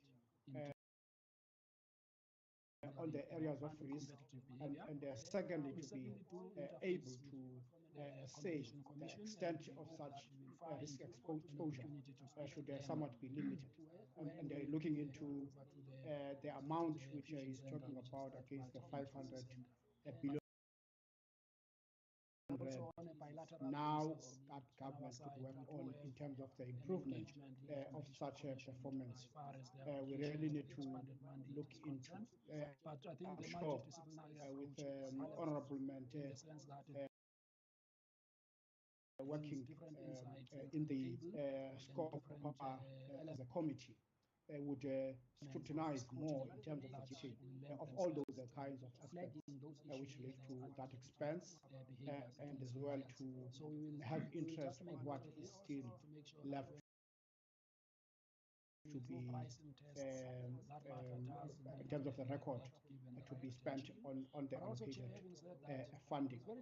So AG, thank you very much for the report, but more thanks to the fact that you have assembled a team which could expose this level of areas that need to be attended to as a matter of urgency. So that government should not be further exposed into the expense which is unnecessary. And after this report, well, inclusive of what you have indicated in the report, but more, after this report, if the accounting officers of this are continuing to express they are guilty as charged. What we have somewhat indicated to us that we must follow this as committees of parliament to ensure that those who are the accounting officers, their account are accordingly. Honorable members, I think we have arrived at a stage of adjourning the meeting with such, take my word, we'll have a platform to have a session with the AG before he departs so that we can share a number of things in terms of the future but I think the best place in terms of both the office and as well our committee, as he has been involved in this work for a number of years. So thank you very much. Have a safe weekend up until we see each other somewhat in October after the recess. Thanks, Eji. We still need the second part of this report. Thank you so much. So thank you very much, Chair. Thank you to all the members of the Thank you very much, Chairperson. AG, we want to see some of these crooks in orange overalls in the kitchen. You know where, sooner rather than later, make it happen. Thank you. Travel safely, Honorable Sylvia. Thank you very much. Thank you. Long live the chair. To the extent Thank you so much. Thank you so much. Prevention Thank measures. you, Based on the instructions on Section 217 of the Constitution, it will be a good place to also try and wrap around the area of prevention. Fortunately, on our side, in the but I think it's part of preventative controls guide. One of those guides, I think, is guide number 4, is a guide on supply chain and procurement related matters. And it looks at the kind of prevention measures that need to be taken place. So if you look at that prevention guide and you interface it with the public procurement bill, it will help in making sure that this becomes the public procurement bill becomes a law that incorporates a number of those items in the prevention guide if they are incorporated maybe pick this matter. And then lastly, Honorable Somio, through our section that deals the findings on the IT system as well as the integration including the integrated financial management system. I think it's a very important project, that one, although the disciplines that ought to have delivered it have not done what was expected after those significant expenditures that the office reported on. But in our view, it still remains a very important tool. Because had there been an integrated financial management system, we would have had to go to one place, and the different agencies and departments would have had direct access to government-wide information for them to be able to scrutinize the risks in the environment in which they are going to be spending this money and any other money in the future. So we do think that that platform, which speaks to different portfolios and has got government-wide information from the database at Home Affairs to the database in the funds, in the SASA environment, in the schooling system, in the education sector, in the health sector. If all of that data was integrated, it would make life a lot easier, even for those that work in government, if they were to trigger comparisons between different parts of government. Because in essence, Chair, if you think about it, there's only one National Revenue Fund to which all our taxes are deposited and any other monies. And so the fact that it gets split into various departments and portfolios is because that's the most practical thing, but it's the same budget. And I think that there's value in thinking about what an integrated financial management system will do now to assist the effective utilization of National Revenue Fund. I think I covered, Chair, all that. When we report this point, thank you. Statements that were audited. Well, honorable members, I think so that will also we then have cover how we apply in our meeting with the managed in the first instance to get his report, which is a very extensive report, though the indication is that there's still some the elements of the work which was done by the Office of the Auditor-General. It's worthy to say indeed his commitment in ensuring that he delivers on the aspects that he has promised. We really highly appreciate that. And it's as well, I'm sure the AG would have had this indication that it was as well wise for the president to have had approached the Office of the Auditor-General to be able to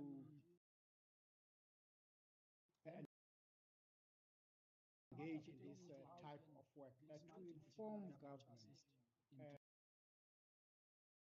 on the areas of risk, and secondly, to be able to say the extent of such risk exposure should somewhat be limited. And looking into the amount which is talking about against the 500 billion now that government could work on in terms of the improvement of such a performance. We really need to look into. But I think I'm sure with Honorable Mente working in the scope as a committee would scrutinize more in terms of the duty of all those kinds of aspects which relate to that expense and as well to have interest on what is still left to be in terms of the record to be spent on the allocated funding. So AG, thank you very much for the report, but more thanks to the fact that we have assembled a team which could expose this level of areas that need to be attended to as a matter of urgency, so that government should not be further exposed into the expense which is unnecessary. And after this report, well, inclusive of what you have indicated in the report, but more, after this report, if the accounting officers of this are continuing to experience they are guilty as charged. What we have somewhat indicated to us that we must follow this as committees of parliament to ensure that those who are the accounting officers, their account are accordingly. Honorable members, I think we have arrived at a stage of adjourning the meeting with such, take my word, we'll have a platform to have a session with the AG before he departs, so that we can share a number of things in terms of the future of both the office and as well our committee, as he has been involved in this work for a number of years. So thank you very much. Have a safe weekend up until we see each other somewhat in October after the recess. Thanks, AG. We still need the second part of this report. Thank you so much. Thank you very much, Chair. Thank you to all the members of the Thank you very much, Chairperson. AG, we want to see some of these crooks in overall indication. Processes, because those ones will affect the sooner entire rather than later. government. Make it It will happen. affect Thank all you. departments. Travel safely, Honorable Sylvia. Thank you very I much. think what Thank needs you. to Long be live, said long is live the that chair. to the extent that Thank you so we have much. a Thank you. suite Thank you so of much. prevention Thank measures, you, first one AG. based on the instructions of Section 217 of the Constitution, it will be a good place to also try and wrap around the area of prevention. Fortunately, on our side, in the but I think it's part of preventative controls guide. One of those guides, I think it's guide number 4, is a guide on supply chain and procurement related matters. And it looks at the kind of prevention measures that need to be taken place. So if you look at that prevention guide and you interface it with the public procurement bill, it will help in making sure that this becomes the public procurement bill becomes a law that incorporates a number of those items in the prevention guide if they are incorporated to maybe pick this matter. And then lastly, on our portfolio, through our section that deals the findings on the IT system as well as the integration and including the integrated financial management system. I think it's a very important project, that one, although the disciplines that ought to have delivered it have not done what was expected after those significant expenditures that the office reported on. But in our view, it still remains a very important tool. Because had there been an integrated financial management system, we would have had to go to one place, and the different agencies and departments would have had direct access to government-wide information for them to be able to scrutinize the risks in the environment in which they are going to be spending this money and any other money in the future. So we do think that that platform, which speaks to different portfolios and has got government-wide information from the database at Home Affairs to the database in the funds, in the SASA environment, in the schooling system, in the education sector, in the health sector. If all of that data was integrated, it would make life a lot easier, even for those that work in government, if they were to trigger comparisons between different parts of government. Because in essence, Chair, if you think about it, there's only one National Revenue Fund to which all our taxes are deposited and any other monies. And so the fact that it gets split into various departments and portfolios is because that's the most practical thing, but it's the same budget. And I think that there's value in thinking about what an integrated financial management system will do now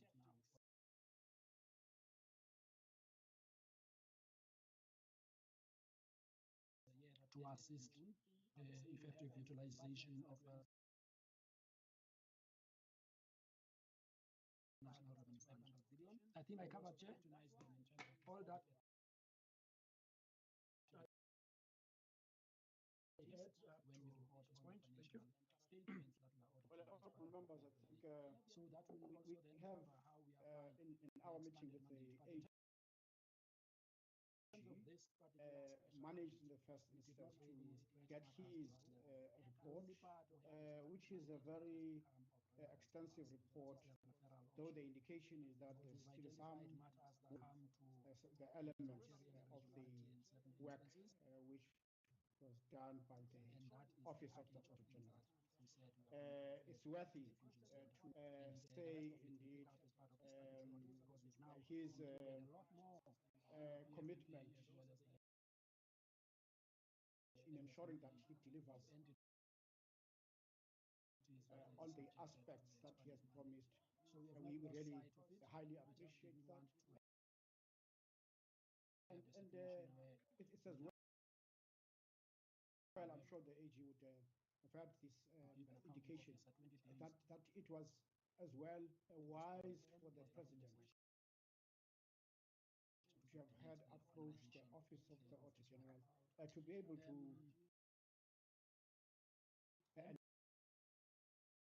engage in this type of work, to inform government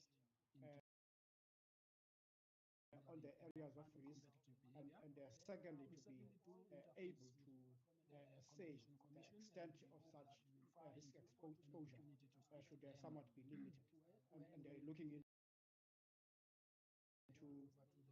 the amount which he's talking about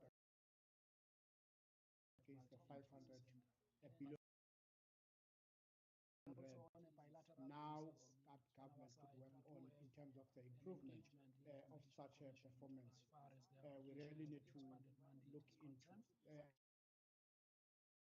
But I think I'm sure with Honorable Mente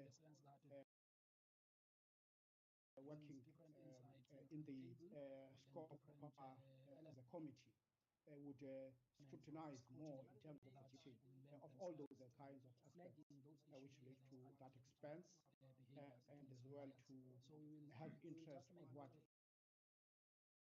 is still left to be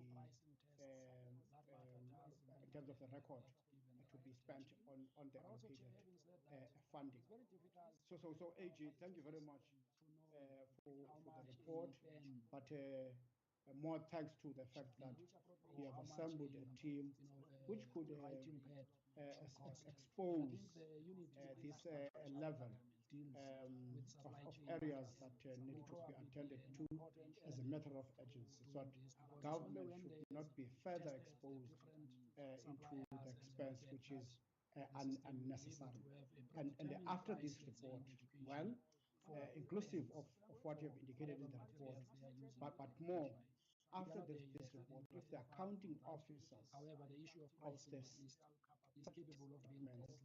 are continuing to express they are guilty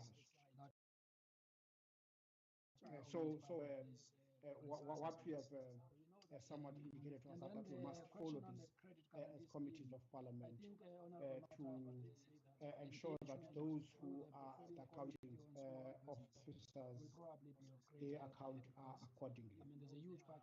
Honorable members, I think we have arrived at a stage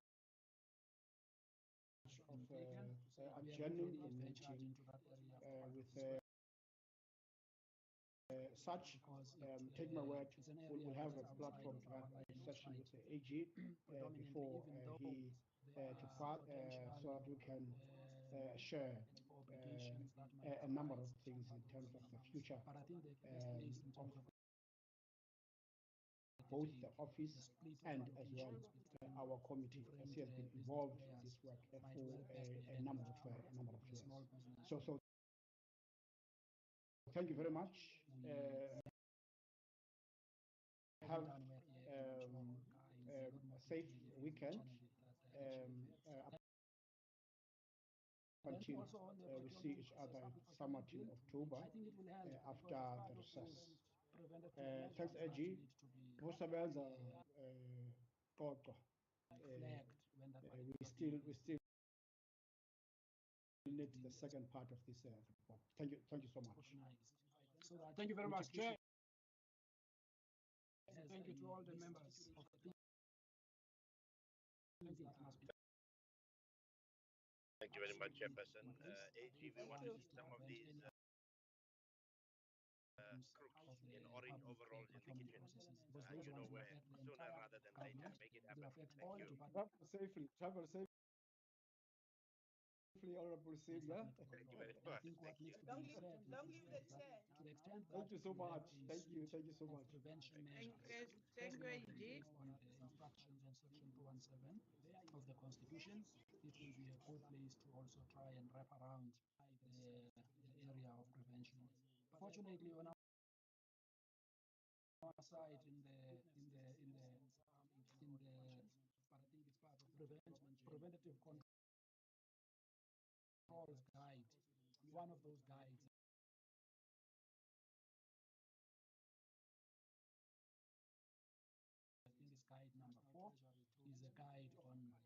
supply chain and procurement related matters.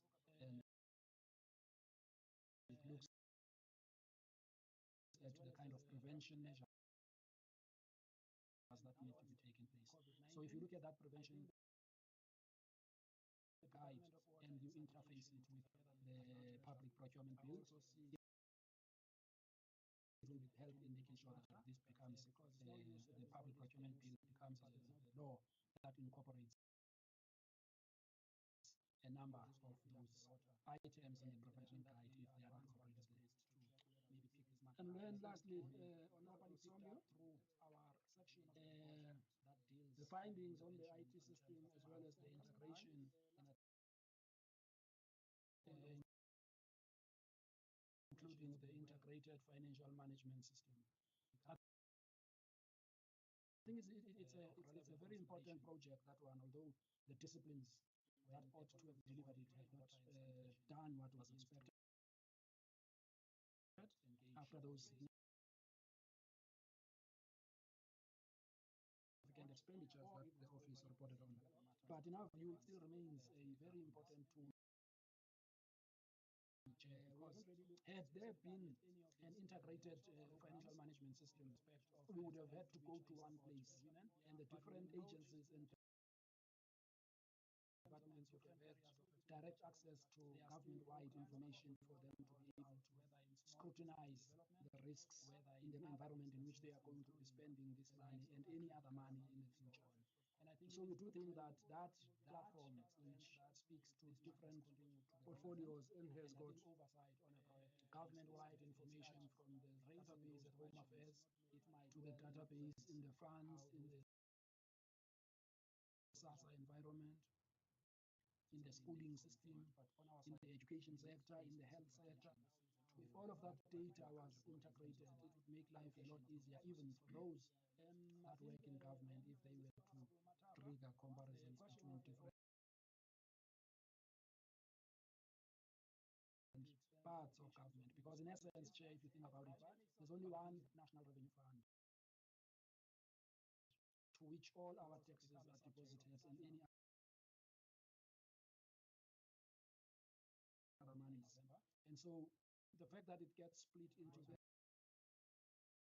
various departments and portfolios is because that's the most practical thing, but it's the same budget. And I think that there's value in thinking about what an integrated financial management system will do now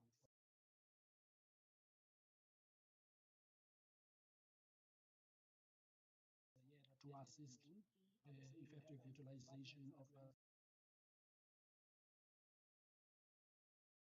National Revenue Fund. I think I covered, Chair, all that. When we report this point, thank you. Statements that were Well, members, I think so that will we also then have cover how we apply in our meeting with the AG, managed in the first instance to get his report, which is a very extensive report, though the indication is that there's still some the elements of the work which was done by the Office of the Auditor-General. It's worthy to say indeed his commitment in ensuring that he delivers all the aspects that he has promised. We really highly appreciate that. And it's as well, I'm sure the AG would have had this indication that it was as well wise for the President to have had approached the Office of the Auditor-General to be able to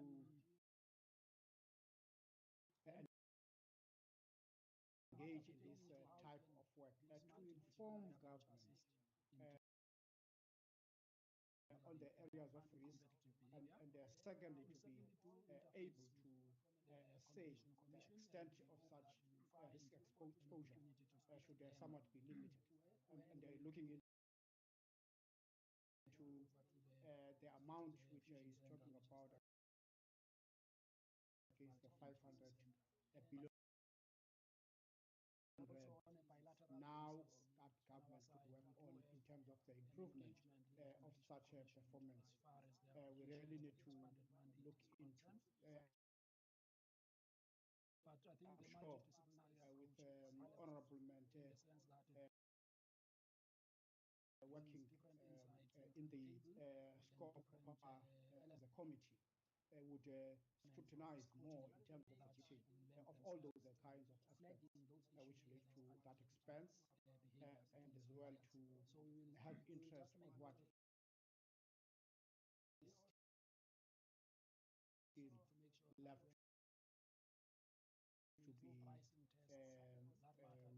in terms of the record to be spent on the allocated funding. So AG, thank you very much for the report, but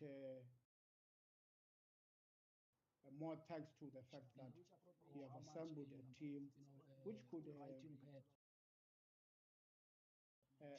expose this level of areas that need to be attended to as a matter of urgency. So that government should not be further exposed into the expense which is unnecessary. And after this report, well, inclusive of what you have indicated in the report, but more, after this report, if the accounting officers of this are continuing to experience they are guilty as charged. What we have somewhat indicated to us that we must follow this as committees of parliament to ensure that those who are the accounting officers, their account are accordingly. I mean, there's a huge package in the field. Honorable members, I think we have arrived at a stage of adjourning the meeting with such, take my word, we'll have a platform session with the AG before he departs so that we can share a number of things in terms of the future of both the office and as well our committee, as he has been involved in this work for a number of years. So thank you very much. Have a safe weekend until we see each other somewhat in October after the recess. Thanks, AG. We still need the second part of this report. Thank you so much. So thank you very much, Chair. Thank you to all the members of the Thank you very much, Chairperson. AG, we want to see some of these crooks in orange overalls in the kitchen. You know where, sooner rather than later. Make it happen. Thank you. Travel safely, Honorable Sylvia. Thank you very much. Thank you. Don't leave the chair. Thank you so much. Thank you so much. Prevention measures. Thank you, AG. On the instructions in section 217 of the Constitution, it will be a good place to also try and wrap around the area of prevention. Fortunately, on our side, in the but I think it's part of preventative controls guide. One of those guides,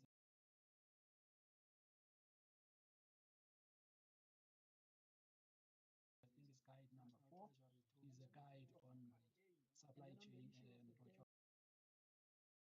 procurement related matters. And it looks at the kind of prevention measures that need to be taken place. So if you look at that prevention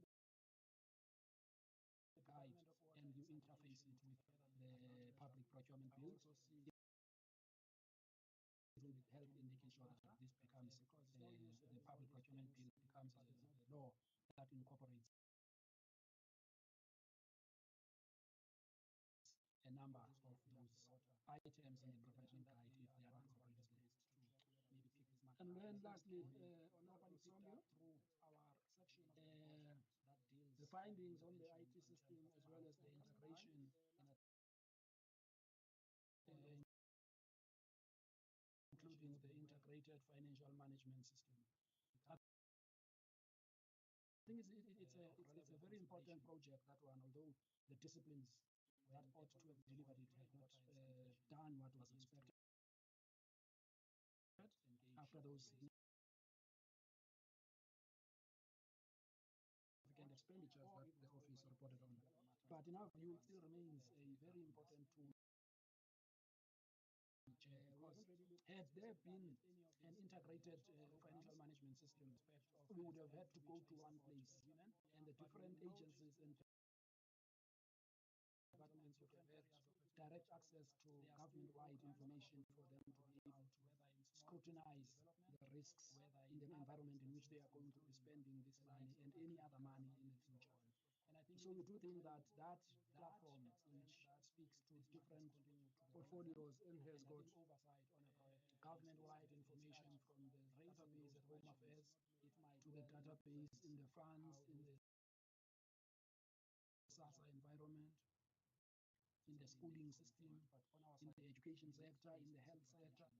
If all of that data was integrated, it would make life a lot easier, even for those that work in government, if they were to trigger comparisons between different parts of government. Because in essence, Chair, if you think about it, there's only one National Revenue Fund to which all our taxes are deposited and any other monies. And so the fact that it gets split into various departments and portfolios is because that's the most practical thing, but it's the same budget. And I think that there's value in thinking about what an integrated financial management system will do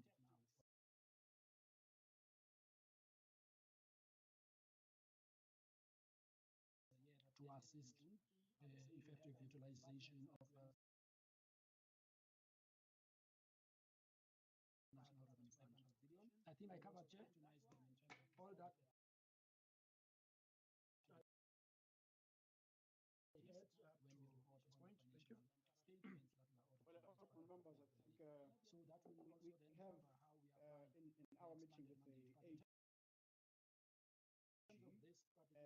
managed in the first instance to get his report, which is a very extensive report, though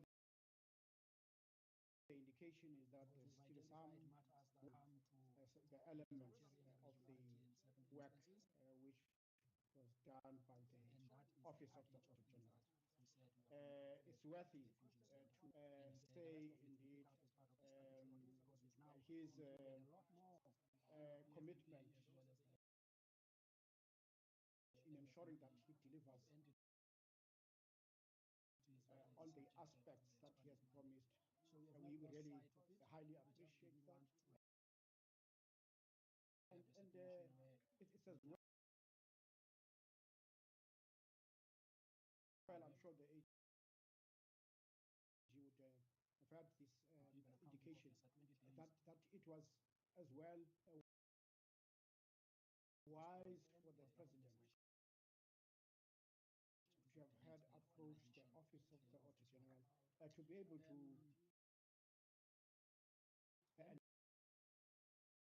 engage in this type of work, to inform government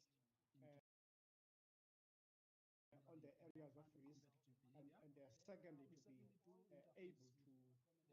say the extent of such risk exposure should somewhat be limited, and looking into the amount which is talking about against the 500 billion. Now that government could work on in terms of the improvement of such a performance we really need to look into. But I think I'm the sure multidisciplinary with approach Honorable Mente in the sense that working different insights in the table scope different, of as a committee would scrutinize more in terms of the duty of all those kinds of aspects which relate to that expense and as well to have interest of what is still to make sure left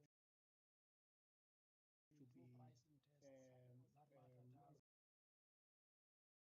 in terms of the record to be spent on the allocated funding. So AG, thank you very much for the report, but more thanks to the fact that we have assembled a team which could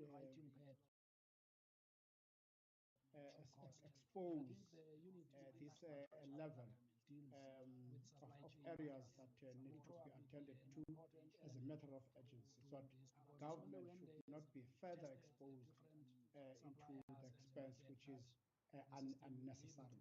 And after this report, well, inclusive of what you have indicated in the report, but more, after this report, if the accounting officers however, the issue of of this this is capable of being coped with in such are continuing continuing so I think that will help us, particularly with they are all guilty the as things charged. that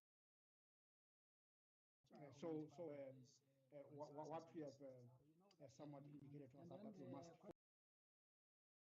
follow these as committees of parliament to ensure that those who are the accounting officers, their account accordingly. I mean, there's a huge package on the table. Honorable Like I members, said, I think we have arrived at a stage of adjourning the meeting with such, take my word, we'll have a platform to have a session with the AG before he departs so that we can share a number of things in terms of the future but I think the best place in terms of both the office and as well our committee, as he has been involved in this work for a number of years. So thank you very much. Have a safe weekend. Until we see each other somewhat in October after the recess. Thanks, AG. We still need the second part of this report. Thank you so much. So thank you very much, Chair. Thank you to all the members of the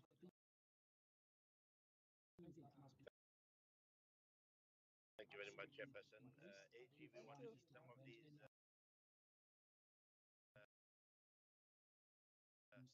in orange overalls in the kitchen. You know where, sooner rather than later, make it happen. Thank you. Travel safely,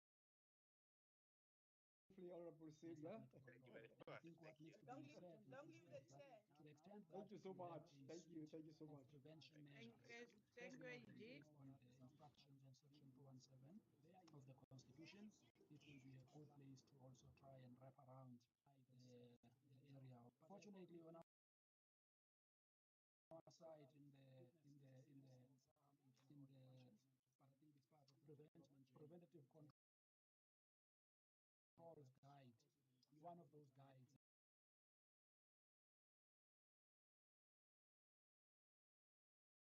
I think it's guide number 4 is a guide on supply chain and procurement related matters. And it looks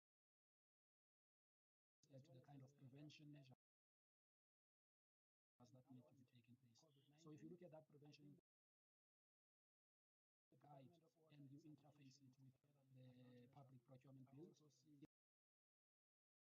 will help in making sure that this becomes the public procurement bill becomes a law that incorporates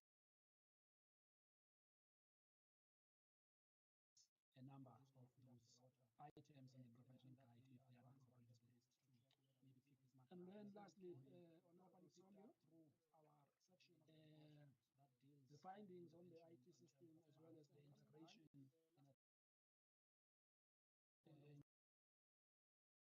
including the integrated financial management system. I think it's a very important project, that one, although the disciplines that ought to have delivered it have not done what was expected after those significant expenditures that the office reported on. But in our view, it still remains a very important tool, because had there been an integrated financial management system, we would have had to go to one place, and the different agencies and departments would have had direct access to government-wide information for them to be able to scrutinize the risks in the environment in which they are going to be spending this money and any other money in the future. So we do think that that platform, which speaks to different portfolios and has got government-wide information from the database at Home Affairs to the database in the funds, in the SASA environment, in the schooling system, in the education sector, in the health sector. If all of that data was integrated, it would make life a lot easier, even for those that work in government, if they were to trigger comparisons between different parts of government. Because in essence, Chair, if you think about it, there's only one National Revenue Fund to which all our taxes are deposited and any other monies. And so the fact that it gets split into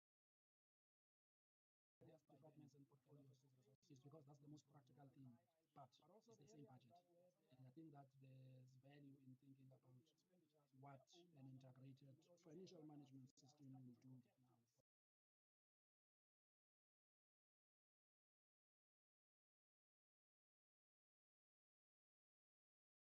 now to assist effective utilization of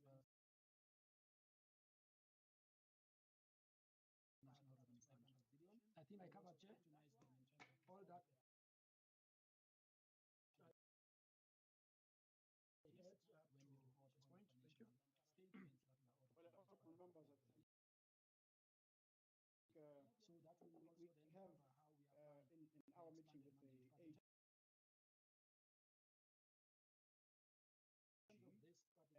managed in the first instance to get his report, which is a very extensive report, though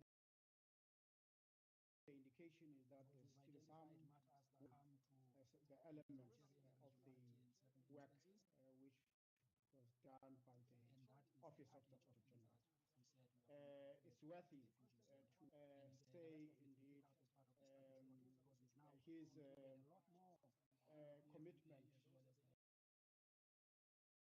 in ensuring that he delivers on the aspects that he has promised. We really highly appreciate that. And it's as well,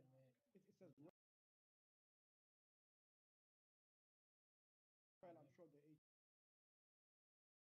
would have had this indication that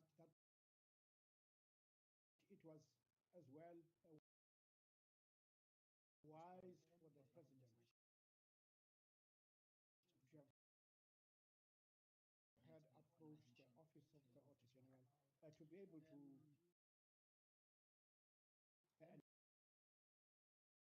engage in this type of work, to inform government on the areas of risk, and secondly, to be able to say the extent of such risk exposure should somewhat be limited, and looking into the amount which is talking about against the 500 billion now that government could work on in terms of the improvement of such a performance. We really need to look into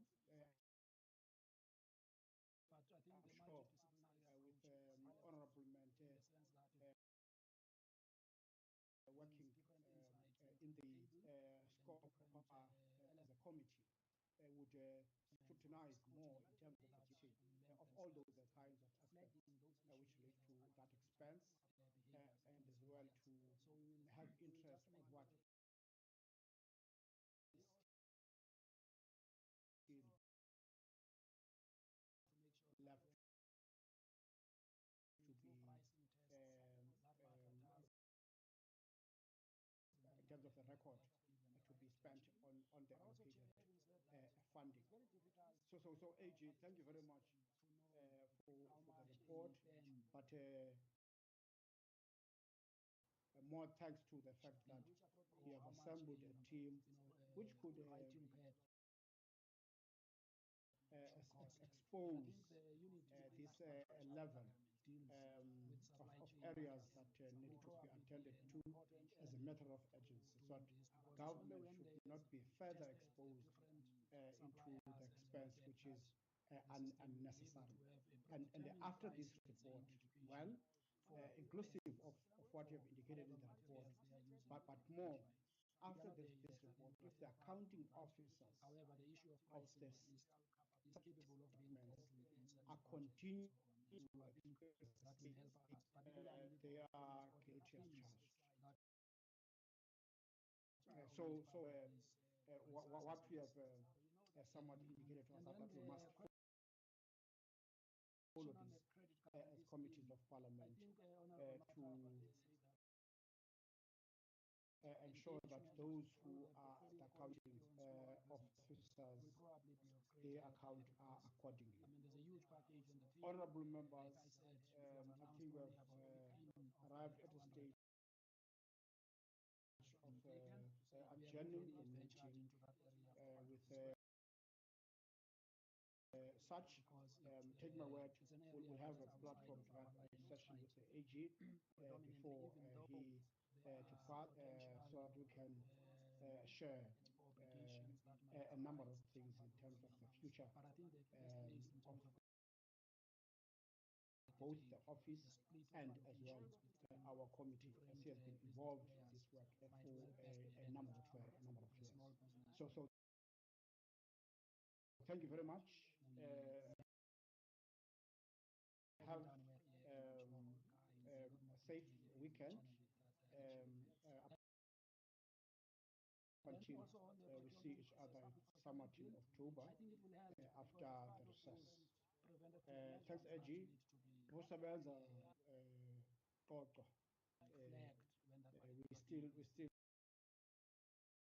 need the second part of this report. Thank you so much. Thank you very much, Chair. Thank you to all the members of the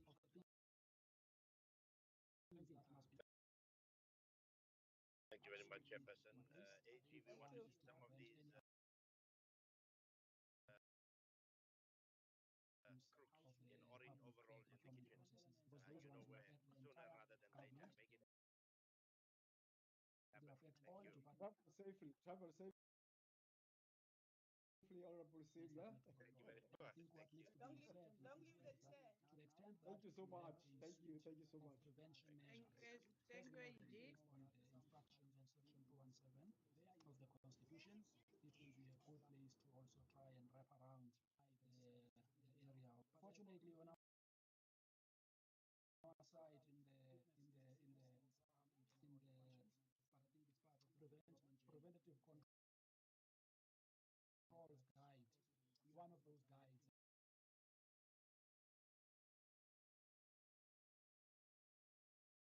I think it's guide number 4, is a guide on supply chain and procurement related matters. And it looks at the kind of prevention measures that need to be taken place. So if you look at that prevention guide and you interface it with the public procurement bill, it will help in making sure that this becomes the public procurement bill becomes a law that incorporates a number of those items in the prevention guide if they are incorporated. And then lastly, on our through our section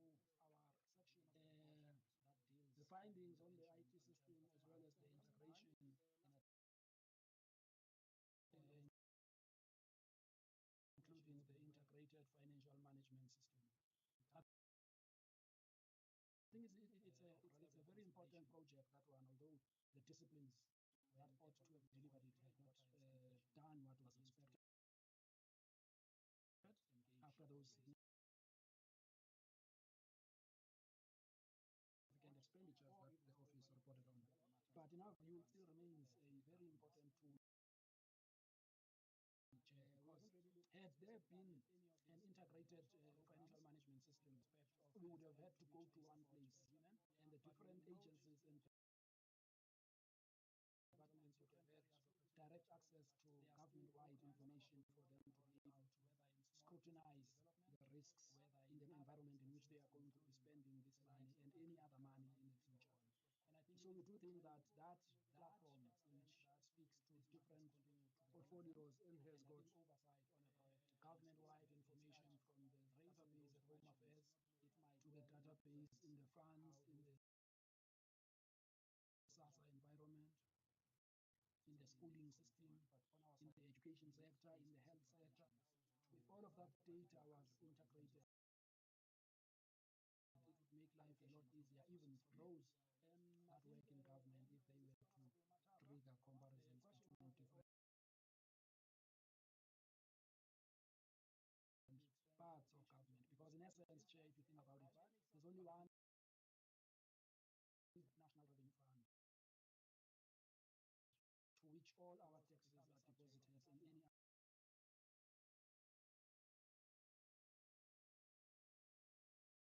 other monies. And so the fact that it gets split into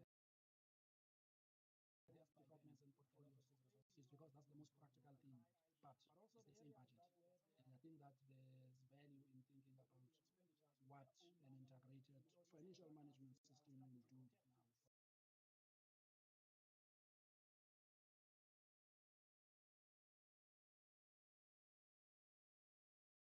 now to assist effective utilization of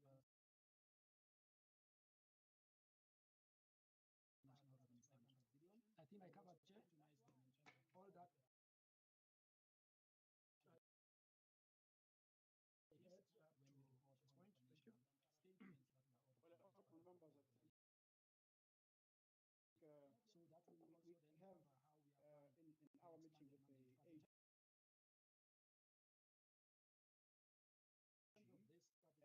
managed in the first instance to get his report, which is a very extensive report, though the indication is that there's still some the elements of the work which was done by the Office of the Auditor-General. It's worthy to say indeed his commitment in ensuring that he delivers all the aspects that he has promised. We really highly appreciate that. And it's as well,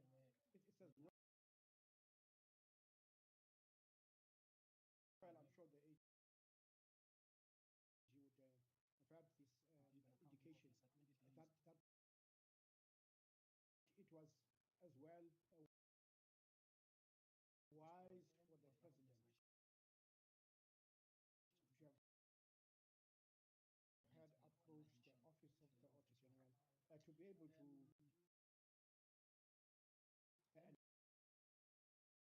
engage in this type of work, to inform government on the areas of risk, and secondly, to be able to say the extent of such risk exposure should somewhat be limited, and looking into the amount which is talking about against the 500 billion. Now that government could work on in terms of the improvement of such a performance. We really need to look into but I think I'm sure with honorable Mente working in the scope of as a committee would scrutinize more in terms of the budgeting of all expense and as well to have interest of what is still left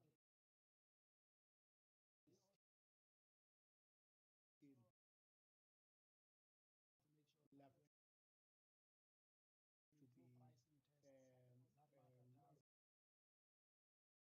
in terms of the record to be spent on the allocated funding. So AG, thank you very much for the report, but more thanks to the fact that you have assembled a team which could expose this level of areas that need to be attended to as a matter of urgency, so that government should not be further exposed into the expense which is unnecessary. And after this report, well, inclusive of what you have indicated in the report, but more, after this report, if the accounting officers of this are continuing to express they are guilty as charged. What we have somewhat indicated to us that we must follow this as committees of parliament to ensure that those who are the accounting officers, their account are accordingly. Honorable members, I think we have arrived at a stage of adjourning the meeting with such, take my word, we'll have a platform session with the AG before he departs, so that we can share a number of things in terms of the future of both the office and as well our committee, as he has been involved in this work for a number of years. So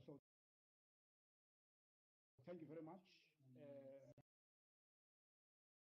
Have a safe weekend until we see each other somewhat in October after the recess. Thanks, AG. We still need the second part of this report. Thank you so much. Thank you very much, Chair. Thank you to all the members of the Thank you very much, Chairperson. AG, we want to see some of these crooks in orange overalls in the kitchen. You know where, sooner rather than later. Make it happen. Thank you. Travel safely, Honorable Senior. Thank you very much. Thank you. Don't leave the chair. Thank you so much. Thank you so much. Prevention measures. Thank you, AG. On the instructions and section 217 of the Constitution, it will be a good place to also try and wrap around the area. Fortunately, on our side, in the but I think it's part of preventative controls guide. One of those guides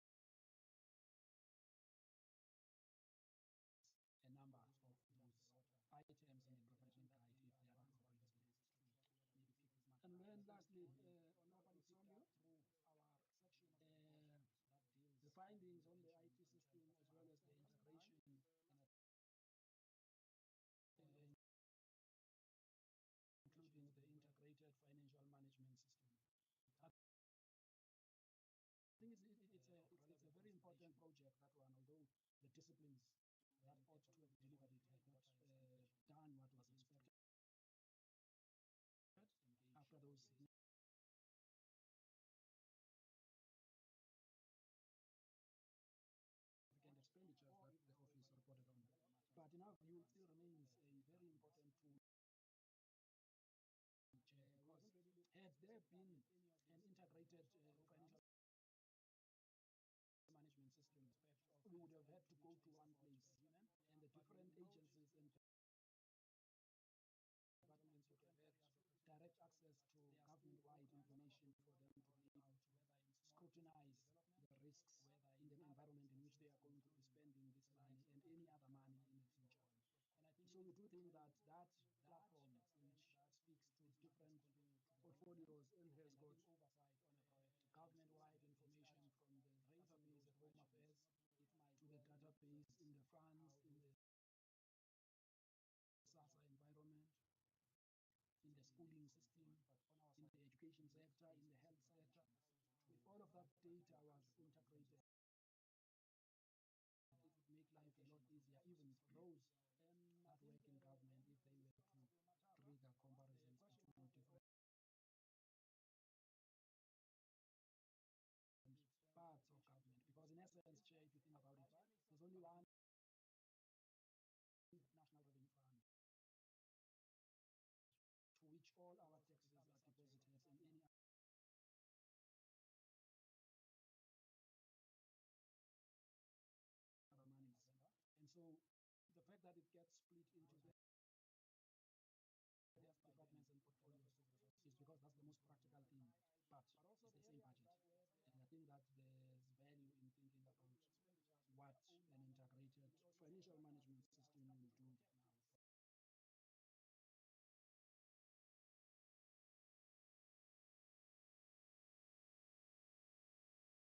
to assist effective utilization of National Revenue Fund. I think I covered, Chair, all that. When we report this point, statements that we are auditing. Well, honorable members, I think, so that will also then have cover how we are in our meeting with the AG,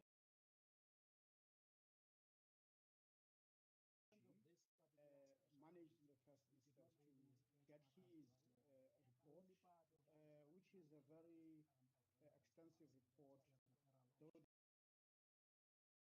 indication is that there's still some the elements of the work which was done by the Office of the Auditor-General.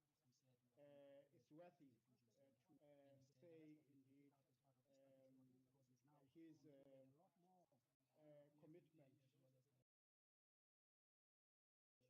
that he delivers all the aspects that he has promised. So we really highly appreciate that. And it's as well, I'm sure the AG would have had this indication that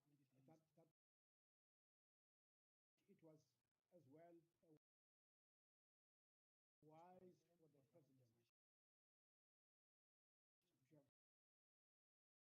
to have had approached the Office of the Auditor-General to be able to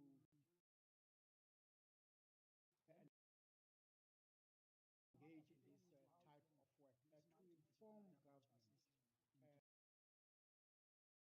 on the areas of risk, and secondly, to be able to say the extent of such risk exposure should somewhat be limited, and looking into the amount which he's talking about against the 500 billion. Now that government could work on in terms of the improvement of such a performance. We really need to look into. But I think I'm sure with honorable Mente working in the scope of as a committee would scrutinize more in terms of the detail of all those kinds of aspects which relate to that expense, and as well to have interest of what